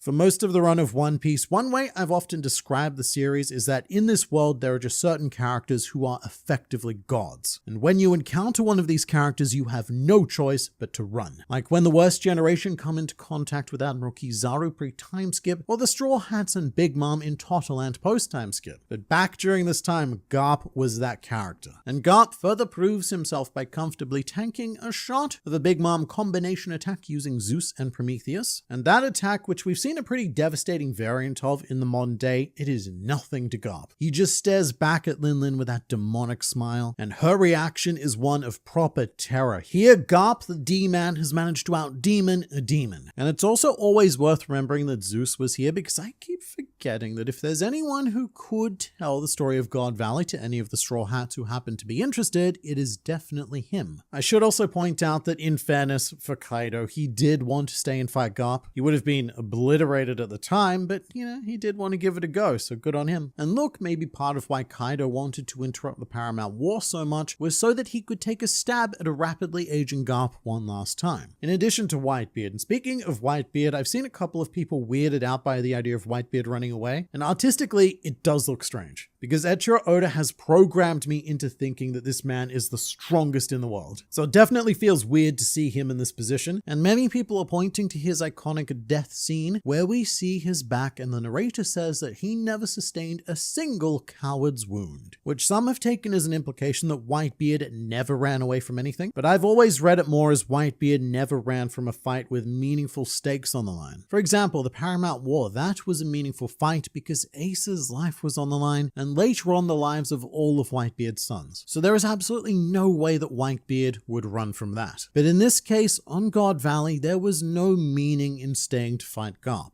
And in fact, getting caught up in a duel with Garp from Whitebeard's perspective put Shaki's life at further risk because he is delaying her rescue. So Whitebeard's not running away because he's afraid. He's running away because Garp is not the actual mission here. And Whitebeard is perfectly right to do so, because we know that at this very moment, Shaki's life is under threat. She ran into the worst possible person, Saint of Summers, who I swear is going for a speedrun to become the most hated character in all of the One Piece. He's quite a horrifying guy because he has that Spandam attitude but with the personal power to back it up. And in this chapter, I was getting some serious Eny Slobby flashbacks with Saint Summers beating up Shaki while she was handcuffed. And I do think that I need to make an apology to Saint Summers to some degree, because while we were on Elbaf, I kept saying that I just couldn't see him as a major antagonist. But I do think that he is doing very well in this Spandam Orochi kind of role. And there is one panel in particular that I despise, but I really appreciate is there, which is this one of Saint Summers right before he's about to kill Shaki. I love when Oda does this, but what he did is he gave Summers an extra layer of shading across his face. That's important because One Piece artwork, it's usually quite flat. And part of this is because Oda doesn't like realistic drawing. He believes that it's much too difficult to create the emotions he's going for with realism, because once something is realistic, we as readers tend to scrutinize it a lot more because our eyes can tell if something is just a little bit off. But every now and then, Oda does draw his characters just one step closer to realism than usual in order to give particularly detestable characters that extra layer of uncomfortableness and to confront readers a bit by elevating them from the page, which makes it all the more satisfying when the Dark King enters and smacks Saint Summers back into the realm of 2D where he belongs. And what Rayleigh does here is actually surprisingly comical. Summers gets slammed into the wall like a cartoon. And I don't know if this is the end for Summers' involvement on God Valley, because the dude, he's just gonna regenerate any damage he received and get right back up. And I do hope we see at least a short conflict between Summers and Scopa-Gaban, just something to reinforce the PTSD that we saw activating on Elbaf. It is quite funny that both the right and left arms of the Pirate King have completely destroyed this guy though. And you know what? Maybe what we actually need is for Roger to get involved and we can make a full triptych. However, what Roger will not be getting involved in is Shaki, as this chapter has finally sealed the deal with Shaki and Silver's Rayleigh, and look, I'm pretty happy with this. I thought this was very sweet. I always get a bit nervous when Oda dips into romance, but I should trust him a lot more than I do, because stuff like Sanji and Pudding also turned out to be quite touching. I love that Rayleigh apologizes for being late, referencing the note that Shaki gave him, which is their way of saying, I love you. Neither of these characters are overtly lovey-dovey. It's very much here, hand note, here, I acknowledge note, and that's how it is. Because Oda always writes the manga with young boys in mind who realistically, they're not going to want to hear all of the love stuff. But to Oda's credit, I think that his images often say a lot more than his text ever could. Like this close-up of Shaki and the sheer amount of emotion that has been injected into her eyes. There's such a fantastic range of things happening here. There's this mixture of being happy and scared, terrified of her situation, but in awe of Rayleigh, the man that she loves, but she's kind of frustrated and sad that it took him so long to reply to her, and it's just a big mess of everything that allows both Shaki and Rayleigh to break down into tears. It is such a good ending to this world-altering side story, and I think that we should savor it because it's easy to forget, but we are in a flashback, and things do not usually work out anywhere near this well in a flashback. This feels like the kind of exhale that you would usually have after beating the main antagonist or right before we do, like that wonderful moment between Denjiro and Hiyori after Orochi had been killed, and Hiyori was finally able to stop holding in her emotions and let some tears out. And I don't think we're going to be getting a lot more of that from here on out. Maybe a bit with the salvation of Shanks, that might be another moment like this, but everything else, it feels geared towards giving us straight up pain. We know that things are not ending well for Rocks Xebec, nor the rest of the Rocks pirates themselves, who are going to be fragmented, hurt in their own ways, and go off to become the twisted monsters they evolve into, except for Whitebeard, who becomes the best dad ever. And even after we dealt with all of that, then we've got to get to the tragedy of King Harold. So what we do have is a fairly clear setup for what's coming next. We're shown a mini-map, which by the way, that's weird as well. Seeing a mini-map in a flashback, that's how you know that this is a serious flashback. But the mini-map shows Roger and Rocks on a collision course, along with the world nobles evacuating to the side. And look, I still don't know what sparks the conflict between Rocks and Roger, if there even is one, if our knowledge of this event is accurate, because Rocks just wants to save his family, and Roger seems to just want some treasure at this stage and to get the crap out of there. And I imagine that if Roger is heading to this central point, then so is Dragon, and so he's going to make a deposit in a treasure chest, a baby deposit, so that Roger can take it away. But do you know who we didn't see in this chapter? Someone very suspiciously absent. That would be Goko. We have no idea where she is right now, and if there's anyone who can make a couple of guys who are not necessarily enemies into enemies, then it is Emu through Goko. So I'm quite worried for wherever she's lurking, and all I know is that whatever happens next week, I will not be ready for it. But you let me know what you think in the comments below.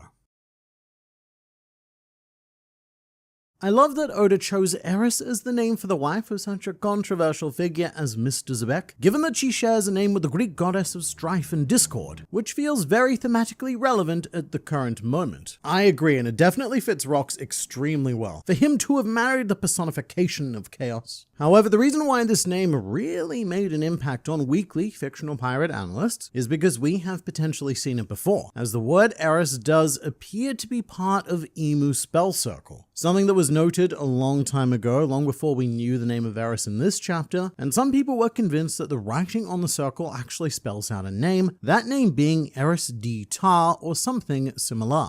I can see the Eris, I buy into the Eris. I'm not sure if I quite buy the D-Tar part, at least not yet. But this circle, it's got to have some meaning to Oda at the very least, because he's deliberately used a lot of the Latin alphabet to construct it, as well as some Japanese characters as well. So I'm sure that this isn't just random set dressing for the circle, but we have yet to see the circle again and confirm whether or not this is consistent scribbling, and Rox's wife having a similar name to something we saw here could still be a coincidence, or it could be a not that. And we could be about to see something very magically tragicsome unfold that cements Eris's name as part of Emu's abilities. Internal discord between Summers and Garling makes me feel like Summers hates Shamrock, which could prove interesting as far as infighting between them. I agree with the word interesting. It was interesting to see this, although I don't know if it's a discord or a personal dislike between Summers and Garling. To me, this feels a lot like the inevitability of building a society where everyone believes that they are literal gods with divine rights, because what happens when the divine will of one god runs counter to the divine will of a second god? You get a system where everyone believes that they and they alone have the paramount right to do whatever they want, like what happened with St. Summers here. He's aware that there's a hierarchy, but he doesn't care, because he believes that his right is superior and that he can decide to do whatever he wants. Again though, there is still a hierarchy, and Summers does need to be a little bit sneaky about this so as not to incur Garling's wrath, but I wouldn't be surprised if there was also some animosity between Shamrock and Summers, because we haven't seen the rest of the Holy Knights yet. But Summers reminds me of a lot of people that I used to work with in my earlier days. I used to encounter a lot of guys in their 60s who were working the same job as I was in my 20s and making the same money as I was again in my 20s. And Summers does feel like he's at that eternal career dead end, because after all this time, he's still a Holy Knight. And he's watched not just Garling rise into prominence above him, but also now Shamrock. And I do hope that we at some point get to examine more of the internal social politics within the world nobles, because I cannot imagine that these of all people, are a perfectly united group. There has to be constant plotting and superiority complexes happening that could make for some very interesting stories should Oda elect to go down that path. Shout out to Shanks for being able to achieve Yonko status despite literally being dropped on his head as a baby. That is right. And I'm sure it came with no negative chronic alcoholism consequences whatsoever. But look, if a baby that's been dropped on its head can become an emperor, then you, watching this video right now, you have no excuse. Now go out there and make something of yourself after you've finished watching this video. Remember when we were looking forward to seeing what devil fruit Loki had? Me too. I still am looking forward to it. I've just resigned myself to the fact that it's probably going to be more of a 2026 revelation. Although actually that could be very wrong, because Loki will supposedly eat this legendary devil fruit in this here flashback. So we could see his abilities revealed here, although I feel like Oda usually saves this sort of stuff for bigger moments in the modern day story. However, Loki, we do know that he probably was not the first person to find it. It feels like so long ago now, but when this flashback first started, we caught a glimpse of a nefarious shadowman approaching the forbidden Elbathian fruit. And we still have no idea who that was, or for us at the God Valley point in time, who that will be, but a Holy Knight probably isn't a bad guess. And something else we haven't even come close to touching on because he's a baby at the moment is Shanks' relationship with King Harold. The whole reason why Shanks was on Elbaf on that fateful day was to talk to Harold about something that Shanks discovered during his time at Marijois. Innocent civilians being killed in broad daylight, and Garp is more focused on going after Roger. I can't wait to see his conversation with Dragon after all this. So I've been a pretty big Garp defender during this entire incident, because I don't believe that Oda means for him to come off as a bad guy, and either he or the Marines that he has inspired and cultivated are going to be a massive part of the Dawn of the World. And Luffy's even hoarding an adorable Garp plushie in the color spread with all of his most treasured people, his family, if you will. However, there is definitely something to reckon with in this chapter, which is that line Garp says about going fishing and finding himself some big ol' sea kings. What he's doing with the Roger and the Rocks pirates, or at the very least the language he's using, is similar to how the world nobles are describing their contest. You know, they're not out massacring natives, they're out hunting for rabbits, them wascally wabbits. And I don't know if that's a deliberate similarity that Oda's inserting, but it is quite concerning to see Garp being on a similar wavelength, albeit directed at a more just cause. And look, knowing what Big Mom and Kaido eventually become, it is hard to say that Garp's wrong for seeking them out here to prevent the suffering of millions in the future whilst he potentially has the opportunity to do so. But at the same time, I do need to see how this turns out for Garp, because he does have some questions to answer. Mr. Internet Man, have you noticed how baby Shanks' left arm is often left out of frame? I think Oda does that on purpose to help us tell the difference, meaning the difference between baby Shanks and baby Shamrock. And I'm not sure how purposeful this is, but I do find it quite funny, especially the shot of Shanks on the ground in this chapter, because his left arm, look at it, it has indeed been cut off, not by a Lord of the Coast, but by paneling. And it's almost as if Ichiro Oda is saying to us, don't get used to this whole two-armed business. We'll be back to our regular Shanks programming quite shortly. Internet mate, it's weird that Maffy attacked Dragon and not Garling himself. I'm definitely anticipating them meeting at some point though. When do you think they'll meet? Maybe when Dragon puts baby Shanks in the chest. So a couple of things here. It's not odd that Garling didn't show up in this chapter, because at this point, Garling doesn't even know that his kids have been napped. Maffy was acting on behalf of whoever was in charge of keeping the babies safe, but this leads to a fateful miscommunication where Maffy doesn't actually seem to realize that Garling has twins. So she believes that just securing Shamrock is completing the mission, meaning that both Maffy and whoever originally lost the babies are still going to be subject to Garling's wrath. Maybe less so Maffy, because at least she tried. But with Shamrock secured, for Garling and Dragon to meet at this stage, we would have to see Garling realize that one of his babies is still missing. And I would definitely love to see them interact, because Dragon and the Revolutionary Army are of course being built up as the endgame opponents of the Holy Knights, so some history between their leaders would always be good to see. But as for putting Shanks in the chest, there's probably going to come a point where Dragon realizes that he cannot get off this island with Shanks. Maybe Dragon comes to the conclusion that he's not leaving this island full stop. He's dead. And so he desperately shoves baby Shanks into a chest and lets fate take the wheel. And given that Maffy has now seen his face, Dragon's notoriety is going to spread insanely quickly, and again Dragon might be put in a situation where he has resigned himself to death before being saved by another act of fate. But by the time Dragon reclaims his life, what's this? Some fiendish pirates have made off with all the treasure, which is where Dragon, left the baby for safekeeping. Mr. Internet Man, ? How is Oda so good at writing romance between Shaki and Rayleigh? I was under the impression he didn't enjoy writing that subject. So this might sound odd, but I actually think that Oda is so good because he doesn't like doing it. Due to not being a huge fan of implementing romance in his series, Oda doesn't dwell in all of the feels like a standard shoujo manga would. He instead surgically implements romance. He does it as efficiently as possible so that we don't have to spend, say, entire chapters seeing Shaki and Rayleigh constantly doing a will they, won't they, and walking away dramatically from the camera and crying and all that. Because there isn't a won't they, we know that they will. So there's no point doing the won't they. And trying to insert more of that artificial drama, that would just end up becoming romance porn. And another thing that Eiichiro Oda very effectively does is he inserts these romantic sections into deep plots of action, which adds a sort of urgency that forces characters to move on quickly and not get bogged down in the standard romance tropes, which isn't just true of this flashback. As if we look back on Sanji and Pudding, the race to bake Bigger Mama a cake and escape Whole Cake Island allowed Oda to drop in a lot of strategically placed romance at good places, and with a fantastically heartbreaking ending because it was the action-based circumstances that forced Sanji to leave. Whereas, and look, I'm not hugely experienced in this genre, but my impression of a more straightforward romance is a stagnant setting, something like a high school, where characters actually cannot get away from each other because they're legally mandated to be together 5 days a week. And in settings like that don't really move, it can feel quite artificial to need to conjure drama. But TLDR, I guess, Oda is good at writing romance because he knows how to administer the right dose to his particular audience. And for those who aren't at all interested, there's always action happening around it to satisfy them.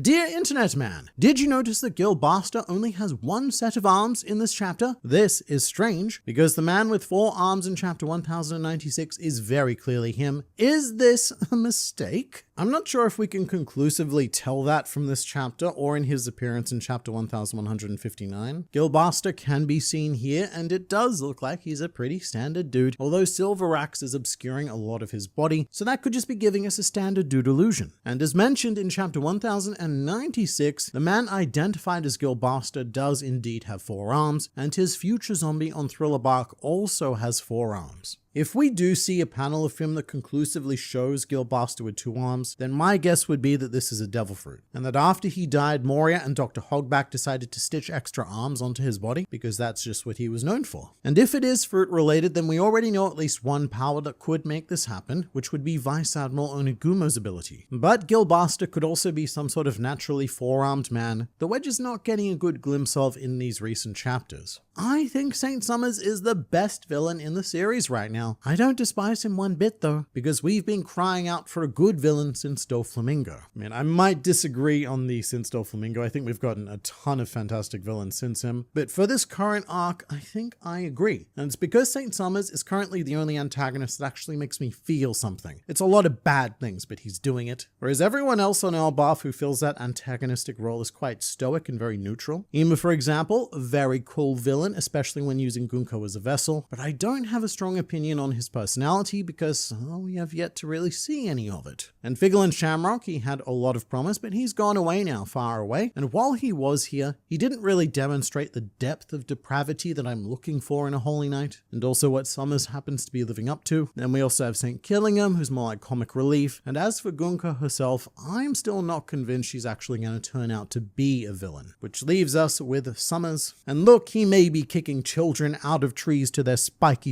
deaths, but at least he's proud of it. He's putting in the effort to be worth being despised, as is young Garling, to be fair, but I feel that Elbaf is desperately craving a charismatic main antagonist, which is leaving space for Summers to shine in all of the wrong ways, very much like how Canzuro stepped in as a very compelling villain over both Orochi and Kaido during Wano, because to me there was always something much more sinister and more emotionally gripping about Canzuro. Speaking of Canzuro though, we have an important development on the cover page of this chapter, as within Kouzuki Odin's shrine there are a number of honored names written on lanterns, including Odin, Tokuyasu, as well as the 3 samurai that were stuck in a cave with Yamato, and Pedro. I'm so glad that Pedro got a lantern and is now lighting the world and contributing to the dawn that he so wanted to see. But very curiously, right next to Pedro's name is a name that is obscured by Yamato's horns. However, we can make out the first kanji, and that kanji reads as Kuro. So the natural assumption would be that this lantern is honoring Kurozumi Canzuro. And I think it's likely that Canzuro was placed here because he was a well-known vassal of Odin, but him being a traitor, that wasn't widespread information. And in the end, it's probably better to let people think that Canzuro was a hero to help somewhat redeem the Kurozumi name for the future of people like Kurozumi Tama. Because this whole ordeal on Wano started with the unjust persecution and murder of the Kurozumi clan, and if word got out that Canzuro had also been a very naughty boy, then that Kurozumi prejudice is gonna start all over again. Plus, I kind of like the idea that even in death, Canzuro is playing a role like the actor he is. There's also a bunch of other lanterns that are too obscured to make out who they're honoring, but from the ones we can see, also present is Hyogoro's wife, Izo, and Ashura Doji. And I also wanted to mention the color spread of this chapter, which is one of the best I have seen in recent history. It's very tempting to print this one out and frame it on my wall. And there's so much going on here that I don't think I have the remaining lifespan required to point out each and everything, but I do want it noted that in addition to Bellmare, Nojiko, and Vivi, Nami is also carrying a Haridas plushie, showing just how much she cares for him after the time skip. In addition to that, Luffy's haul is very sweet. I love that he has Dadan and Makino included, but also Whitebeard, which I don't think is for him, but more because of how much Whitebeard meant to Ace, and how Whitebeard went on to become Ace's father. And if you look between Luffy's legs, as I know you watching this video on the internet always want to do, you will see a surprise whoop slap, which made me very happy. And around Luffy, you can also see Yamato, Kinemon, and Momonosuke, and they're all placed in quite special positions, which I believe reflects their status as honorary Straw Hats. And it's also worth mentioning that a Buggy plushie appears in this color spread, because I believe he's the only antagonist we see here. Every other character is someone precious to at least one of the other crew members, and we also happen to have Buggy also.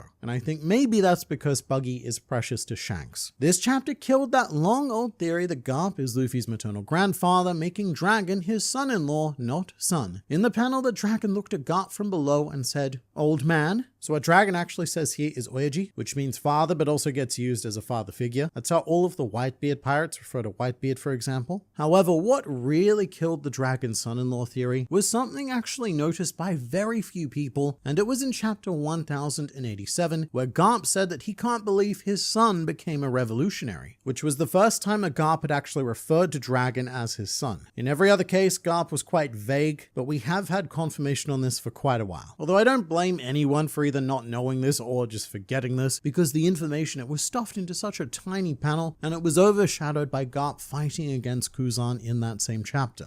Love the random man-mayor scrub getting cheap shots on the rabbits, while God Valley is literally on fire. Dude came to win. That was quite funny. Horrific in action, obviously, but funny because of the context of the Man-Mayor family and their utter failure. As it becomes clear that the tournament has been interrupted, this Man-Mayor Holy Knight cannot accept that, because this is the first time in ever that the Man-Mayor family have a chance of doing well. So she just keeps on playing to rack up those points, and even starts shooting the pirates who have appeared on the island as a bonus. Man on the internet, I find it hard to grasp that this whole God Valley flashback would not have happened originally, since Oda never fully intended to do an Elbaf arc. So firstly, I do think that God Valley was intended, I'll go into that in a bit, but this goes to show you how good of a writer Oda is. Although if you do think about it, then you can see how this happened. The God Valley story is pretty isolated from the Elbaf events, it's not really part of the Elbaf flashback, and every time that Harold pops in to see Rocks, it's almost like an anime inserting a filler character, as if you take all of the Harold scenes out, it doesn't really change anything for the story of Rocks and God Valley. At least not yet, that could go on to be very wrong as well. It depends on whether or not Harold wants to make an appearance on God Valley himself. At the moment, what we would lose is that emotional friendship between Rocks and Harold, but it doesn't make a huge functional difference to cut Harold scenes. So what I think is that the God Valley story we're seeing right now was always meant to be told. It's not like if Oda did decide to skip Elbaf, which he himself said he almost did, the God Valley would have never happened. I think it's more that Oda needed to find a way to make Elbaf a story worth telling, which is a very high standard at this point in One Piece, and he needed for Elbaf not to feel like a step down in terms of substance. So Oda's challenge was to tie it to some very deep parts of One Piece history, as well as some key aspects of One Piece future with Emu and Shamrock. And this is probably looking too far ahead for now, but if Oda had to move the God Valley flashback forward for this arc, then it makes me wonder how he's going to escalate again in the next arc, having now lost this plan.